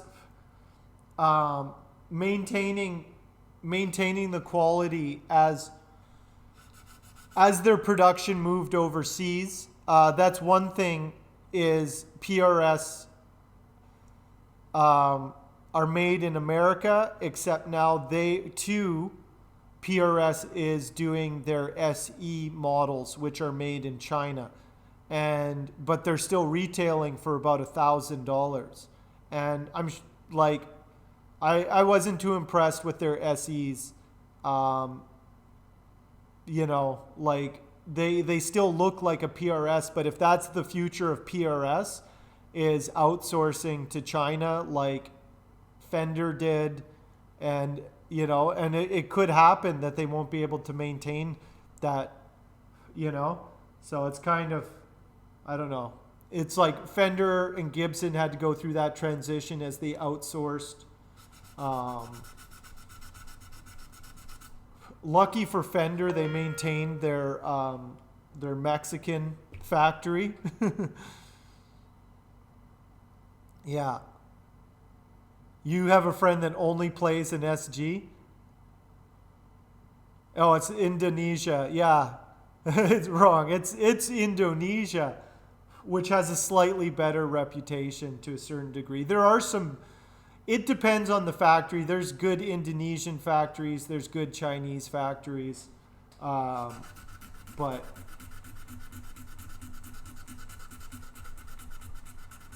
it's also a sign of the times. If PRS is outsourcing to Asia, that's a sign of the times,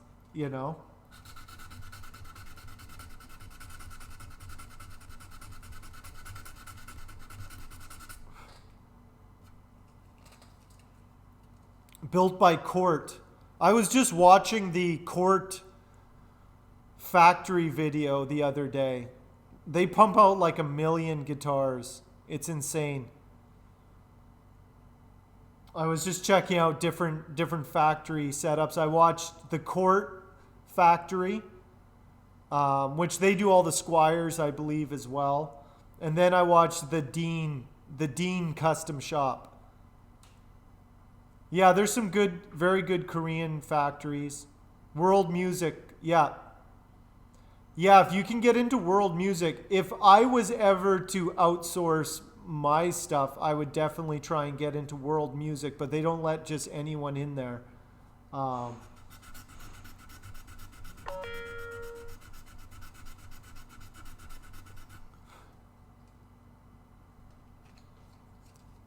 But I think that that's a mistake. Honestly, I think that those companies should have invested in modern machinery and brought their manufacturing back, or expanded their American manufacturing.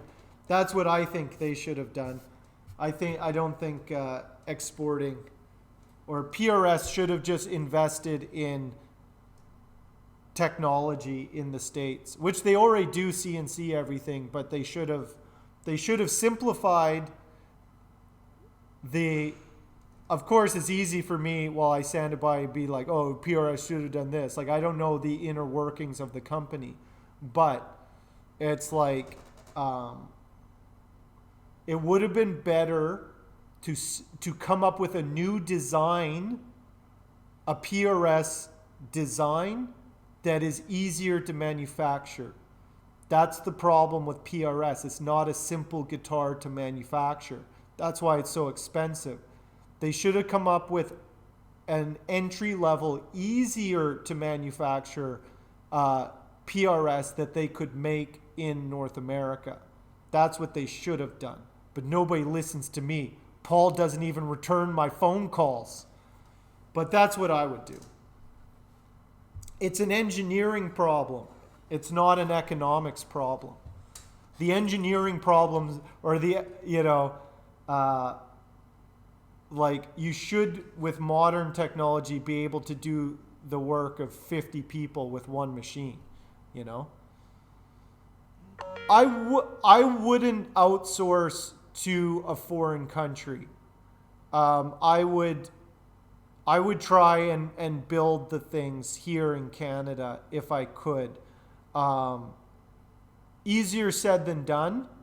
The government in Canada does subsidize homegrown manufacturing to a certain degree, but you don't want to be dependent on grants and tax subsidies, because sometimes the government changes and boom, that's, if you base your business model on government subsidies and then they decide to cut those in the next budget, you're kind of hooped.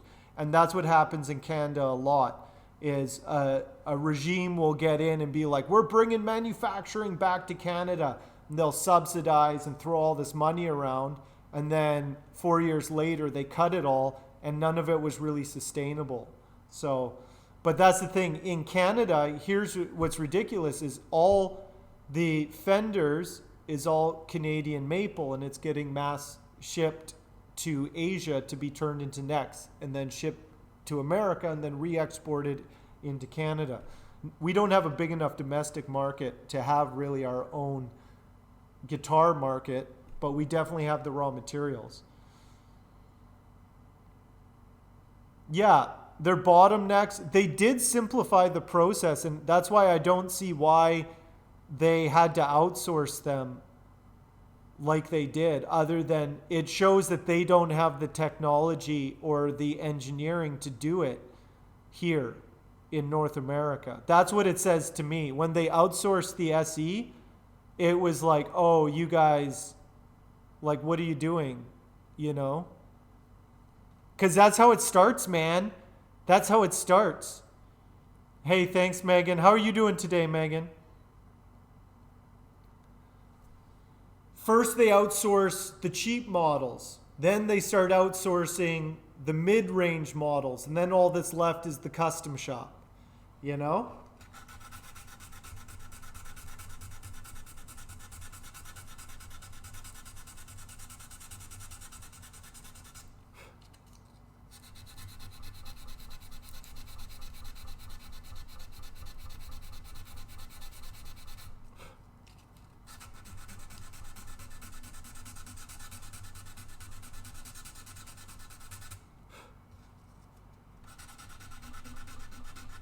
Honestly, I don't believe, I know the economics of it, but there was no need to export as much industry out of North America that they did, other than they're greedy. It was just greed. It was economics was used to justify their greed. They could have kept manufacturing in North America. There's enough raw materials here that it would have balanced it out, but they're like, no, we don't want to pay wages anymore.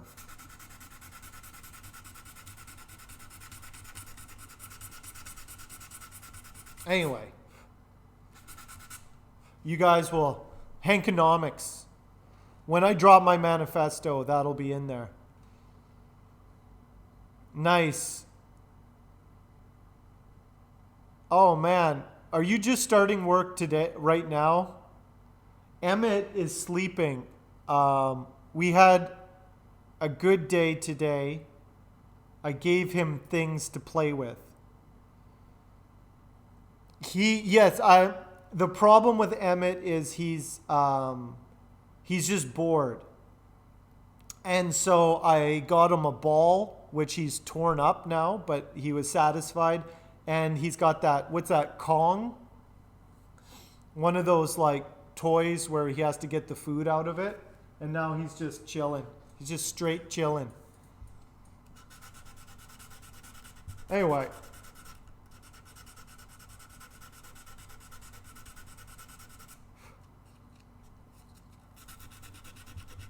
Hank Bud Enterprises.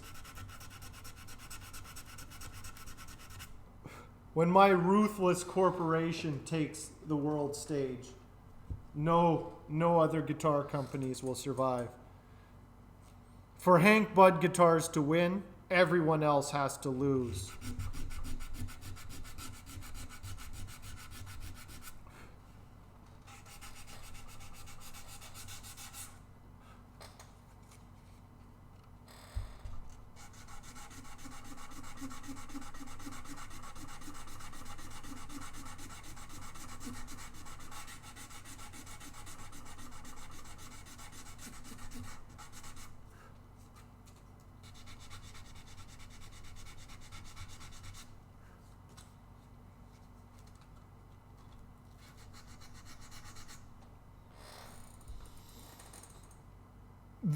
No, I haven't received the toys yet.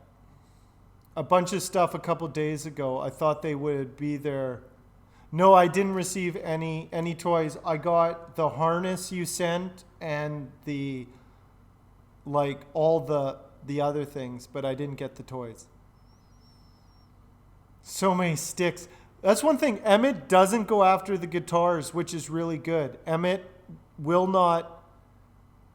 If it's on a table, he knows he's not supposed to have it. If it's on the floor, he'll go after it.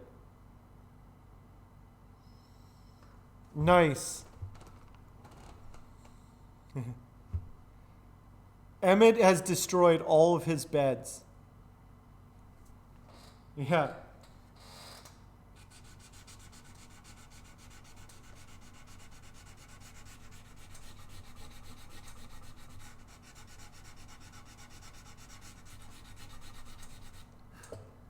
Okay, picture this.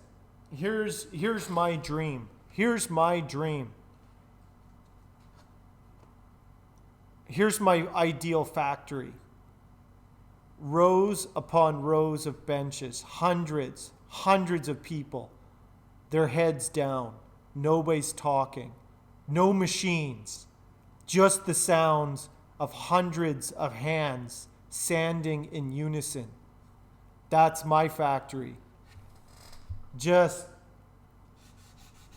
hundreds and hundreds of sanding, everybody just sanding. And I'm sanding too. I'm not even just walking around hitting them with a whip. I'm sanding too. And we're all sanding together, and they're sanding with me in perfect unison. We're one unit, one sanding unit. A sanding family, a sanding factory.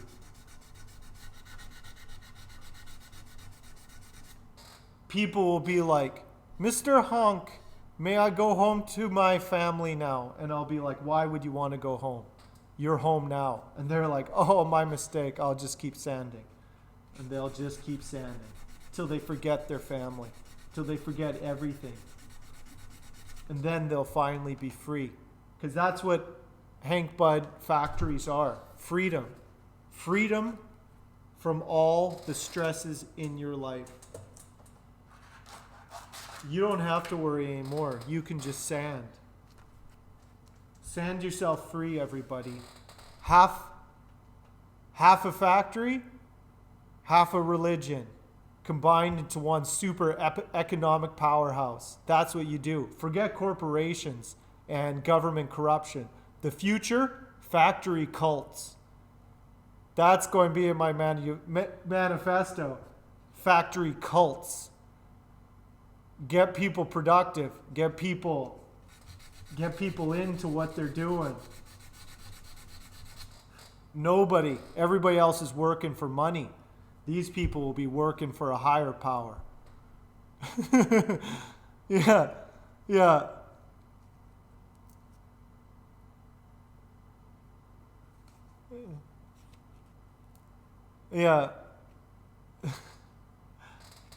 You guys just don't realize my dream. You'll all be sanding in one of my factories eventually. The sanding economy. Yeah. The sanding retreat oasis. Actually, that's the one thing.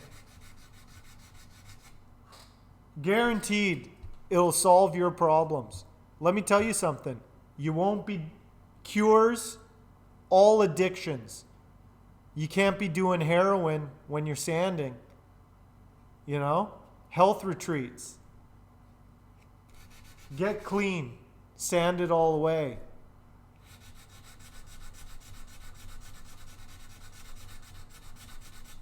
Celebrities will pay thousands and thousands of dollars to come to my retreats to solve their celebrity problems. Just another sanding cult.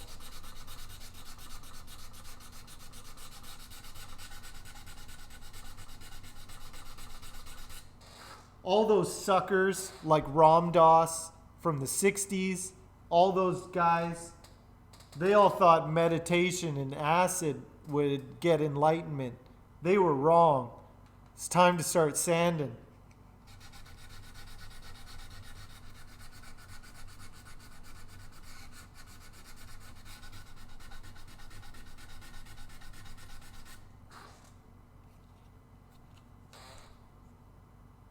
Yeah, the Hank head, there'll be a Hank head.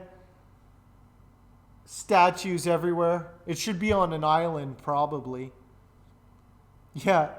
If that sandpaper isn't completely worn.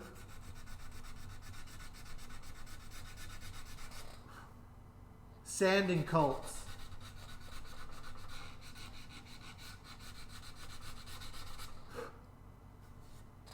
Did you guys see that documentary Wild Wild Country with Osho?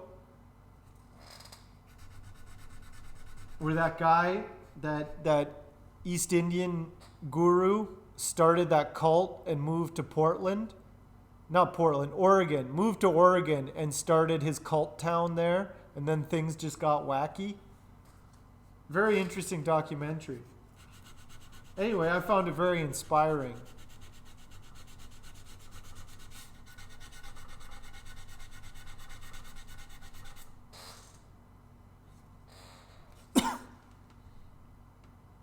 The Hank Head blankets. Oh man. You just wait, Nifty. There's going to be something in my merch store that ties into what you just said. Wait and see. Wait and see. Hopefully this Friday I'll get it launched. Yeah. Yeah, if they get the shakes, they can sand. Even if you're like in horrible withdrawal, you can always sand. It's the perfect remedy.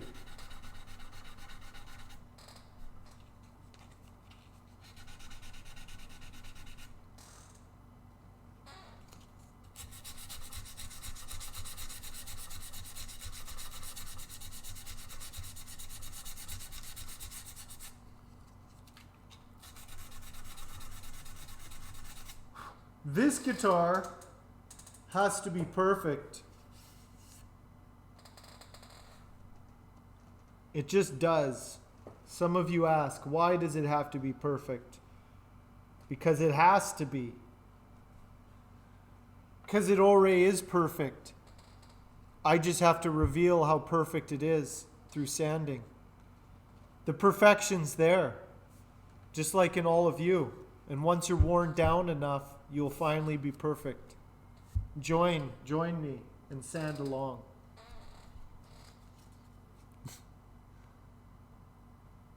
The rebels will demand 12K. Well, that'll be the rival cult will be the Mellows 12K. You know, we'll all have our sanding cults. It's all turning into a sanding cult at this point.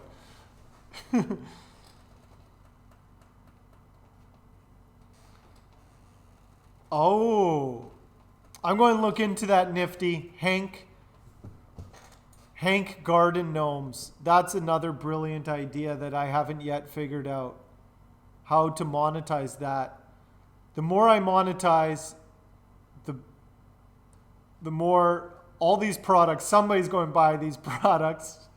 Somebody will want Hank Garden Gnomes. I'm going to look into that. Can you make custom garden? Let me see. I'm going to look that up right now. Let me see if that's a thing. Gabe Lackman's guitar builds. Maybe is he a YouTube builder? I've watched a lot of videos, but I'm no good with names. But how are you doing, Buck Tillman? Hey, Willie, thank you for that gifted sub.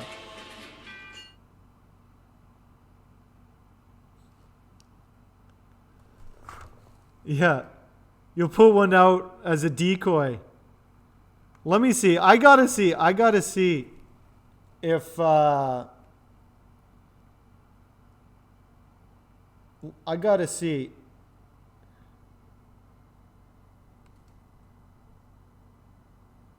Gabe Lackman's. Gabe Lackman.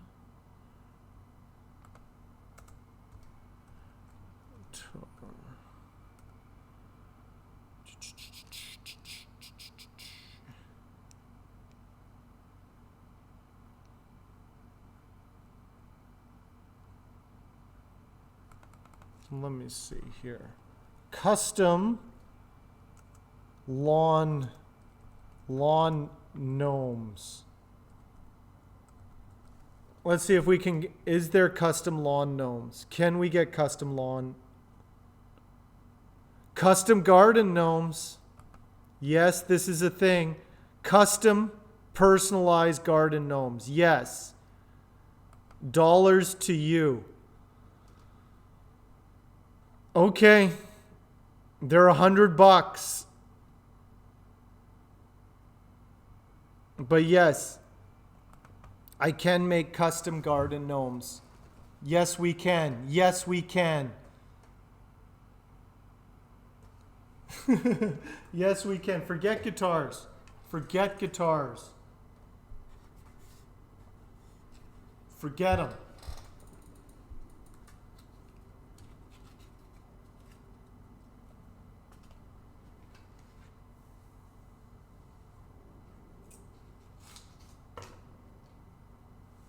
Just 3D print them.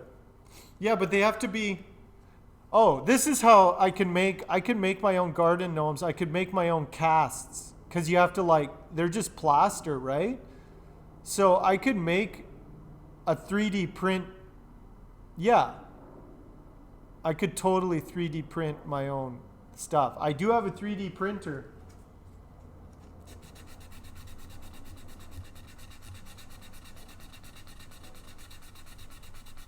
And then I can just make the casts and pour them.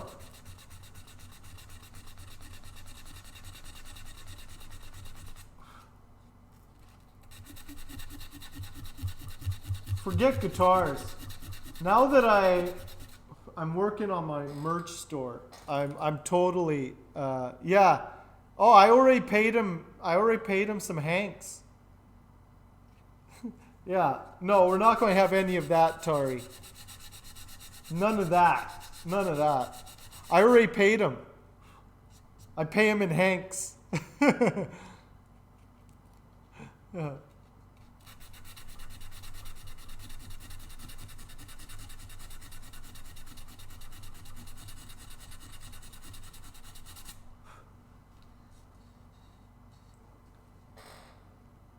Actually, the epoxy did fill a lot. A bauble bud. A bauble bud. Yes.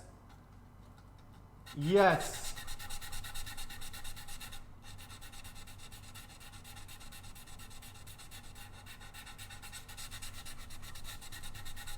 I could make my own bobbleheads.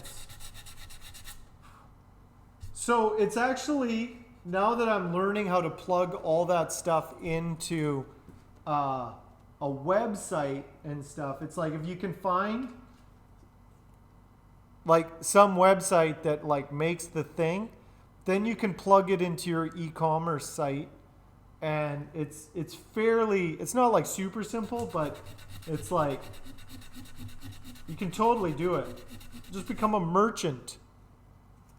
I'm way better at selling cheesy garbage than I am about beautiful guitars. I don't know why.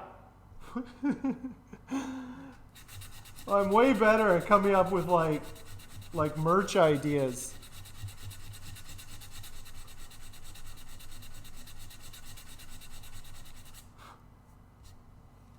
The guitars will just have to sell themselves.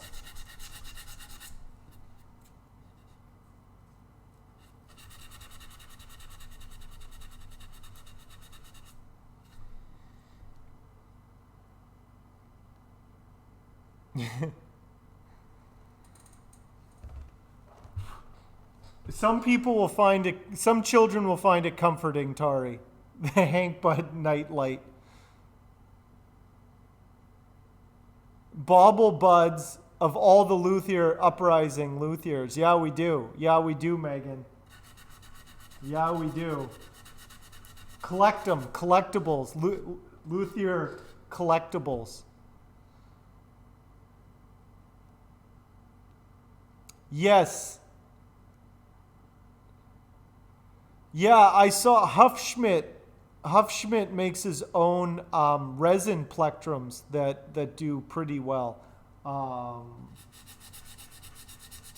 Because that's the thing is like, yeah, like it has to be a plectrum. The wood is too thin to do like a 1 mil guitar pick, but definitely if it's thicker, you could do a plectrum out of wood.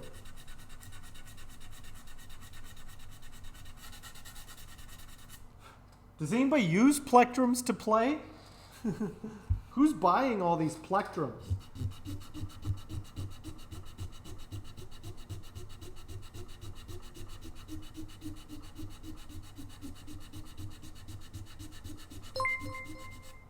Hey Blaze, thank you for the follow. Alex does have the best ideas. I think Alex gave me a lot of really good ideas that I forgot and never implemented.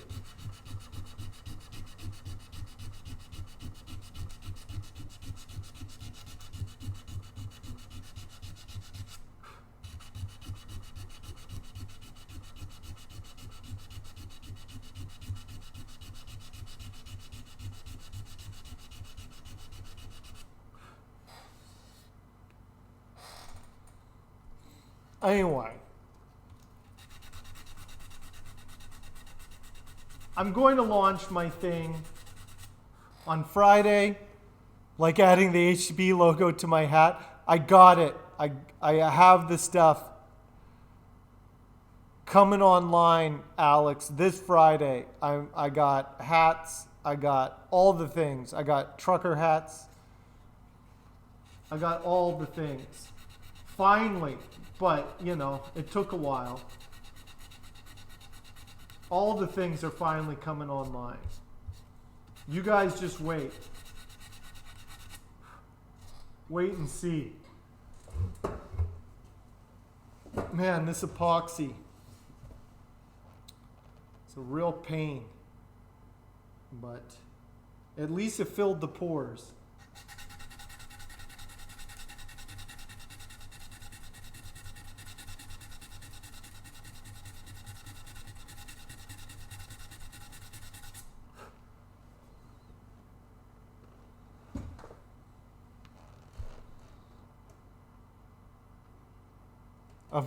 A robot.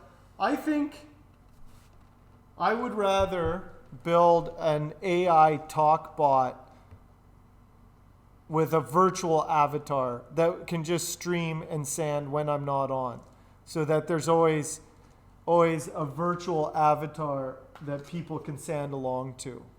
That's what they need.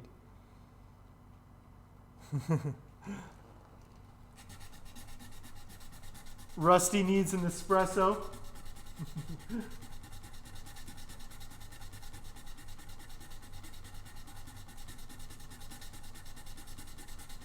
Oh man, that reminds me, I never made an Emmett emote.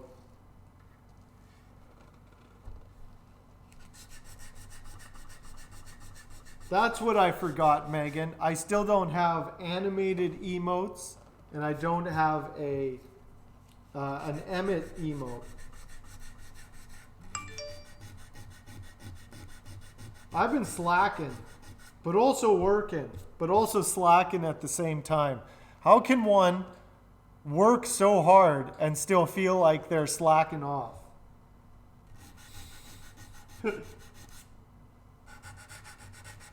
You guys see me grind 4 times a week, just giving it my all.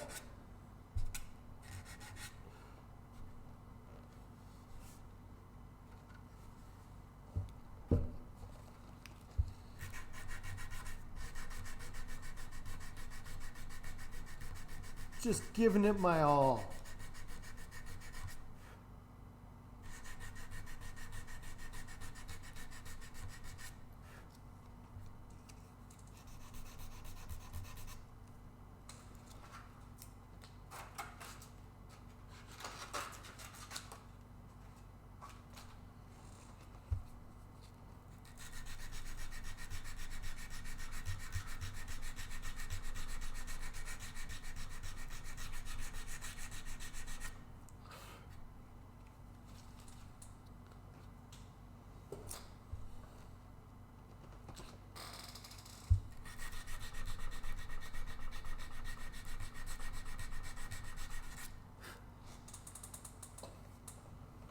So close. So close. But still not close enough. Actually, it's going to be kind of a pain to get in around there. That's a lot. I might have to take it back to the spindle sander for that one. Yeah. An Emmett animated emote? Yeah. An Emmett animated emote. Animated emote. Yeah. What is Emmett up to? I think he's still sleeping. Yeah. He's peacefully sleeping. I tuckered him out today. Because let me tell you about the problem. I was getting him physically tired, but then he was just really wired because his brain wasn't being worked, right? So he was getting tired, and then he was getting like frustrated. Whereas today, I took him out for the same hike we do, which is usually about an hour to an hour and a half hike, and then, but then I got him some toys to play with, and now he's just passed out. So it all works out. I can get things done today. The good news, I can get things done. Unlike those other days where nobody lets me get anything done.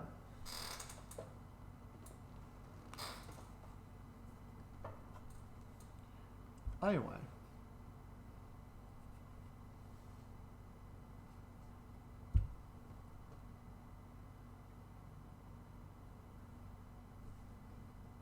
I have to take off a little bit more here and there, and then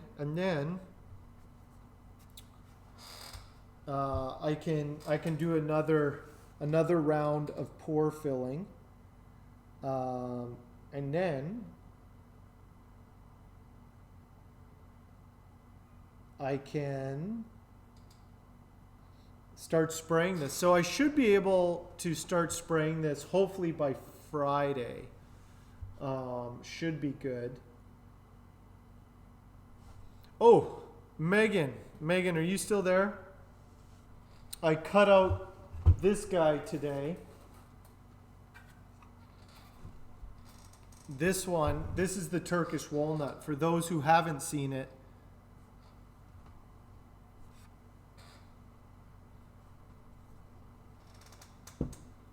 oh, nice. Megan's. Oh, is that the Emmett? The custom Emmett plate?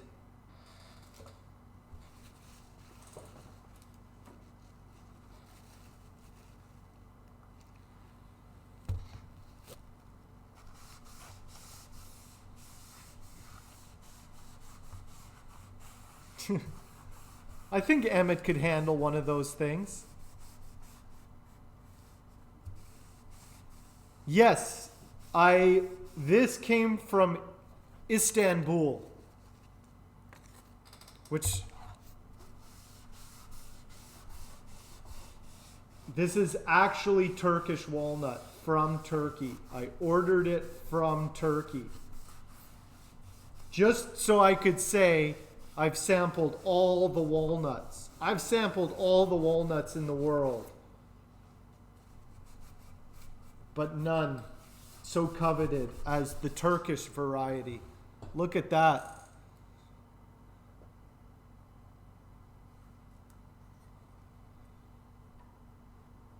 There is the Turkish walnut. That camera doesn't do it justice. This camera, it's weird. Sometimes, hey Bosley, thank you for that follow. Sometimes this camera, it looks way better under this camera. I don't know why. It just gets the figure better. Yeah, so Tari, all English walnut or European walnut is actually Turkish walnut but it actually all comes from Persia. But it's more common, modern times they call it Turkish walnut. All comes from there. So this is the same species as English walnut, but for some reason doesn't look the same. Probably due to climate conditions.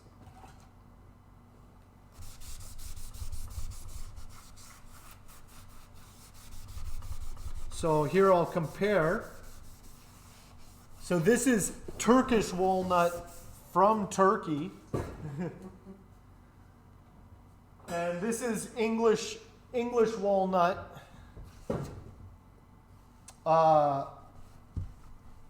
from British Columbia. This is local English walnut. So you can see, it's like, oh yeah, that is the same wood. But for some reason, the Turkish walnut, the reason they call it Turkish walnut or make a distinction for the Turkish variety is it tends to be more figured. There's all these more colors in it. It's you see it a lot in custom gun stock barrels, a lot. Not that this one is figured as well. Obviously, if I had a more figured one, it would also be interesting to look at. But this is kind of what Turkish walnut, the nice Turkish walnut tends to look like this. It's golden colored.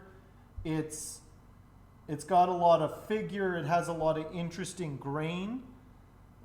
The English walnut, usually when it's figured, tends to look, it can look more spectacular than this, but it tends to look like this. It has, I don't know if you can see it, it has a little bit of flame in there. It's got the dark figuring, but so it's like, it is the same wood, just two different continents.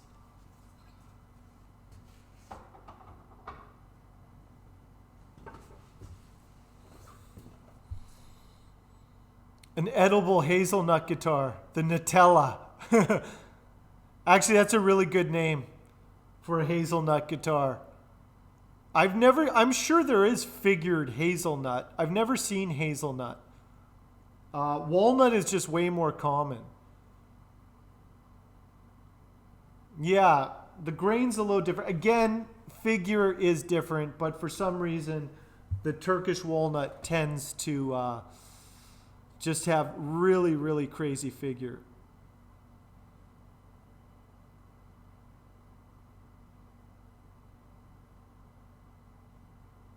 Yeah. Yeah, the breeding of show dogs has really messed up genetics. It's made a lot of dogs like permanently like kind of messed up.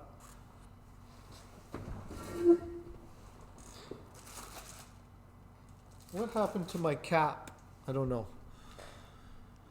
Anyway, let me show you some let me see here. Some examples of more examples of Turkish walnut.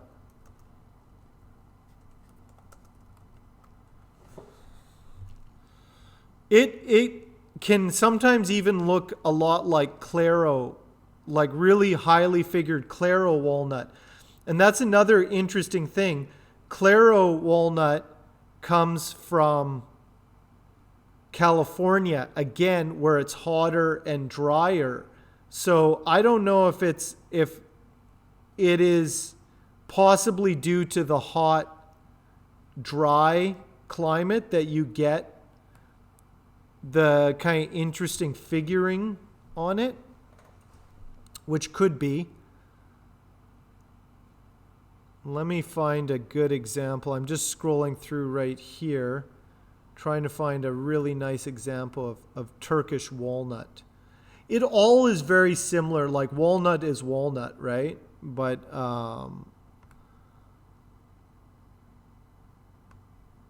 here we go.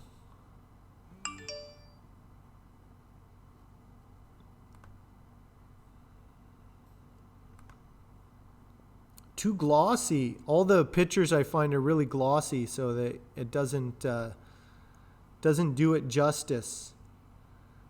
Let me see. Let me see here. Why? Here we go.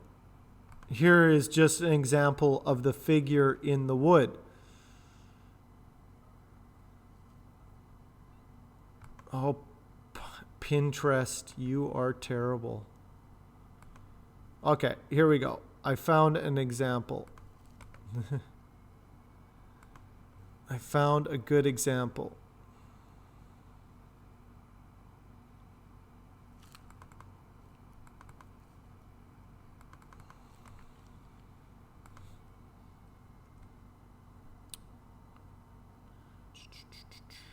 Let me see. Okay, come on. It's annoying. I can't have my mouse plugged in because then I can't have my microphone because I only have...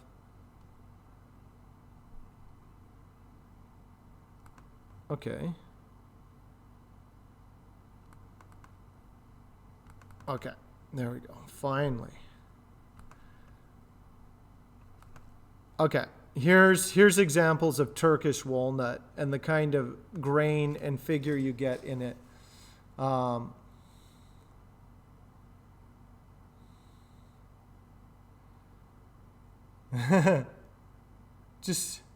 just grow. Oh, a bunch of hazelnut trees just went down. That's the thing, is there is a lot of trees, a lot of hazelnut, and the reason there's so much walnut is because they were grown for nuts. So there's just a lot of walnut around. Macadamia.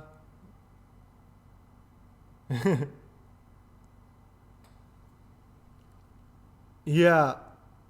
Yeah, I need more USB outlets for sure. Anyway, here's an example of like Turkish walnut figure. And it's got really nice those black lines with the fig flame.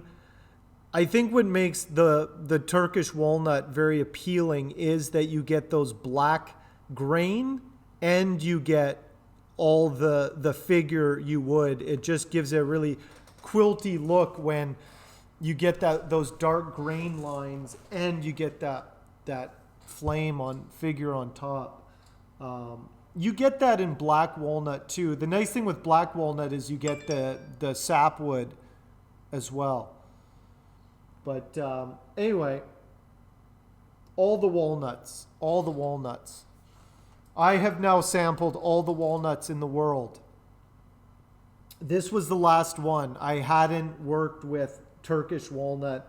I wanted to see what it was all about. It's a walnut for sure. It's basically English walnut, just highly figured.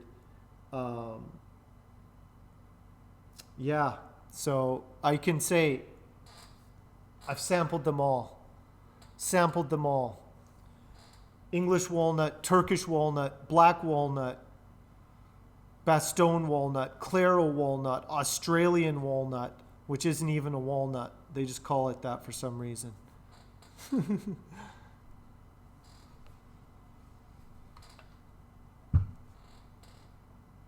Anyway, this one I'm going to get going on this one as well very soon.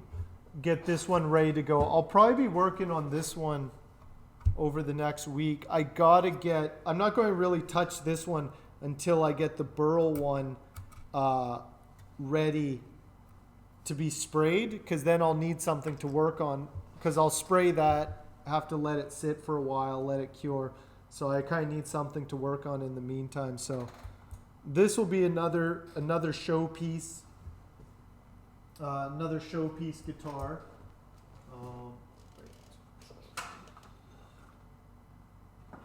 Where getting all my showpieces together.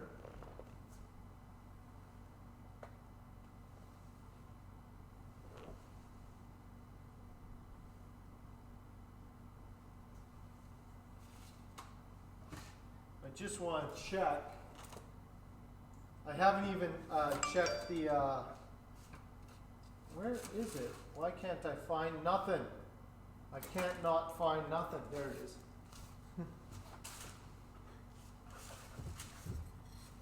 Check and make sure the neck pocket is all good. Yep.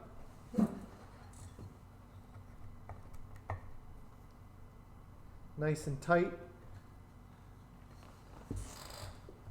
It's really tight. That's good. Okay. That one's actually tighter than the other one. That one. I'm going to have to cut a test neck. I changed my pocket a little bit, and I'm going to have to change a little bit of the neck profile with that, because I just wanted it. I felt like it was just needed a little bit of an adjustment. Spalted birch can also look nice. Yeah, spalted birch, poplar burl looks really good for cheap woods, cheap local woods. There's a lot of woods that kind of get overlooked. Specifically, poplar and birch are considered, you know, low-grade pulp woods, but they can work for guitars. I've seen it done. It's just, that's the thing when you kind of get into the, you know, like we're kind of talking about how most people don't really appreciate the natural woods, but in a way, when you get too elitist about your wood, then you can kind of disregard certain woods that are like, oh, totally usable, but it's like, oh no, I don't use birch.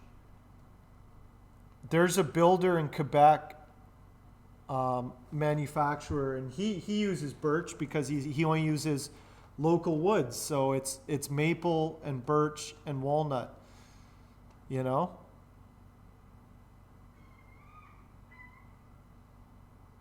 Yeah. You can use it for necks. Again, it's just like maple is so abundant that you'll just see maple a lot more, and it's far more figured. But birch is strong enough that you could do it. I've seen people do birch acoustic guitars, and they sound fine. You can also do oak. You never see oak, mostly because it's very heavy. But you can do an oak neck. It's just going to be real heavy and hard to carve, but you can. I think you could do birch if you had quarter sawn. I don't know how stable it is, but I would do it if it was quarter sawn, just to be safe. That's the nice thing. That's the thing about maple is you can use it flat sawn and it doesn't matter. Whereas other woods, you kind of want to hedge your bets and make sure it's always quarter sawn. But you can get away with it. It just, who knows what will happen to it, but has an oak neck. Yeah. If you do it thin enough, it should be fine. It's just, it would be a real pain to carve, but so is wenge. It would be no worse carving an oak neck as it would be a wenge neck. So it's totally doable. But there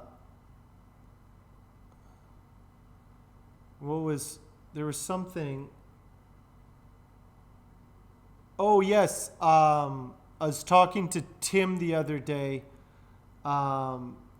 He's probably played my guitar more than, he always wants to borrow it all the time because his guitars suck. And I was like, dude, you're just going to have to buy it eventually. Because he just uses it all the time. And he's like, but my guitars suck and they never stay in tune. Your guitar is always in tune and it never moves. So it's like, oh, that's good to know.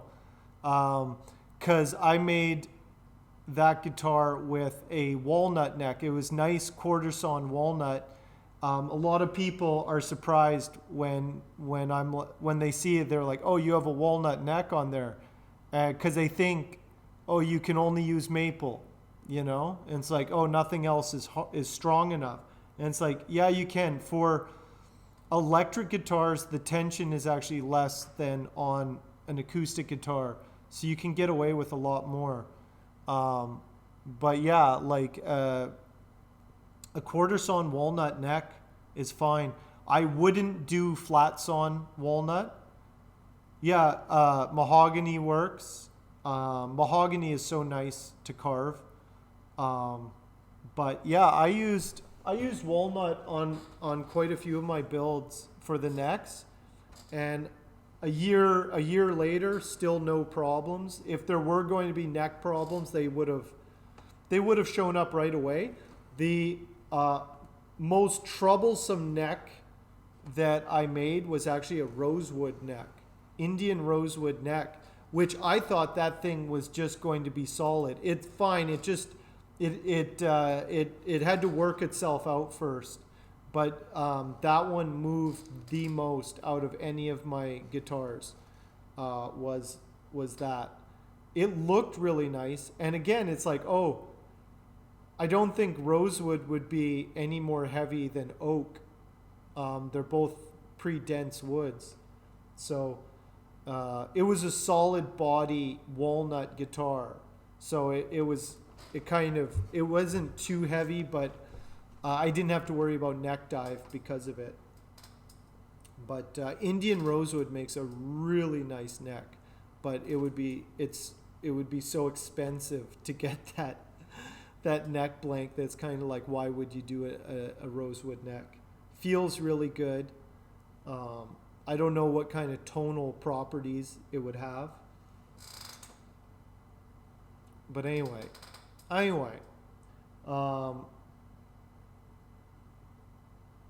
I think I'm going to shut down for the day. I'm going to have a nap and then get back to work. I had to get up early today, but I still have more things I have to do. I have to get some of those coats on before I go. So I'm going to shut down. But I'll be back on Friday. I gotta be in peak form for Friday, Saturday. Rage is coming up on Friday. NATO wood. What is NATO wood?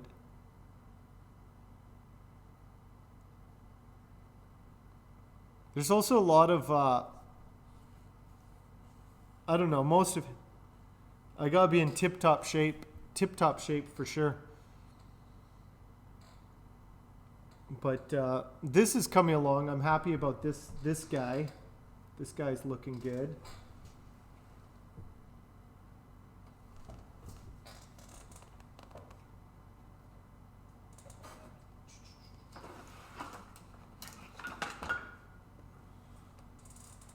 Why is this? I just don't know why this.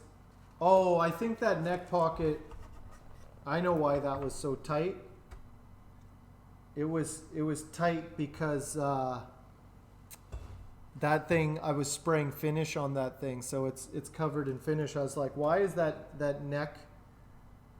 Why is it so tight in there? This is good. That neck pocket fits. So this one, I'm not doing anything weird on this one. This one's is just getting standard 25.5-inch scale length. The only thing interesting about it is the wood. I'm not doing anything, any weird thing with this. This one's going to be super standard.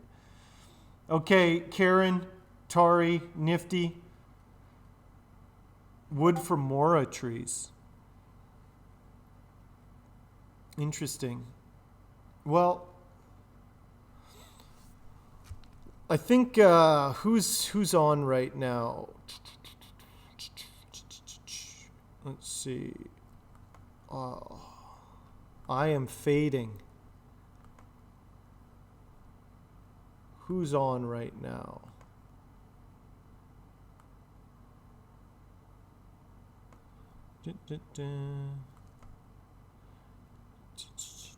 Oh, Asus is on. Let's go check out Asus.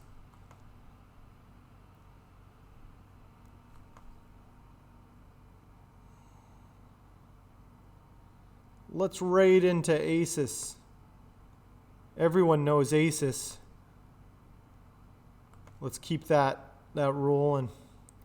Okay. Megan, you have a good evening as well. I'm going to have to look into that Tari. I'm not familiar with that wood at all.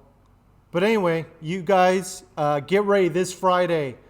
2 days of streaming, tele build, Rage Guitars in person. You're going to have Hank fatigue by the end of it. I promise you that. So we'll see you then. Bye for now.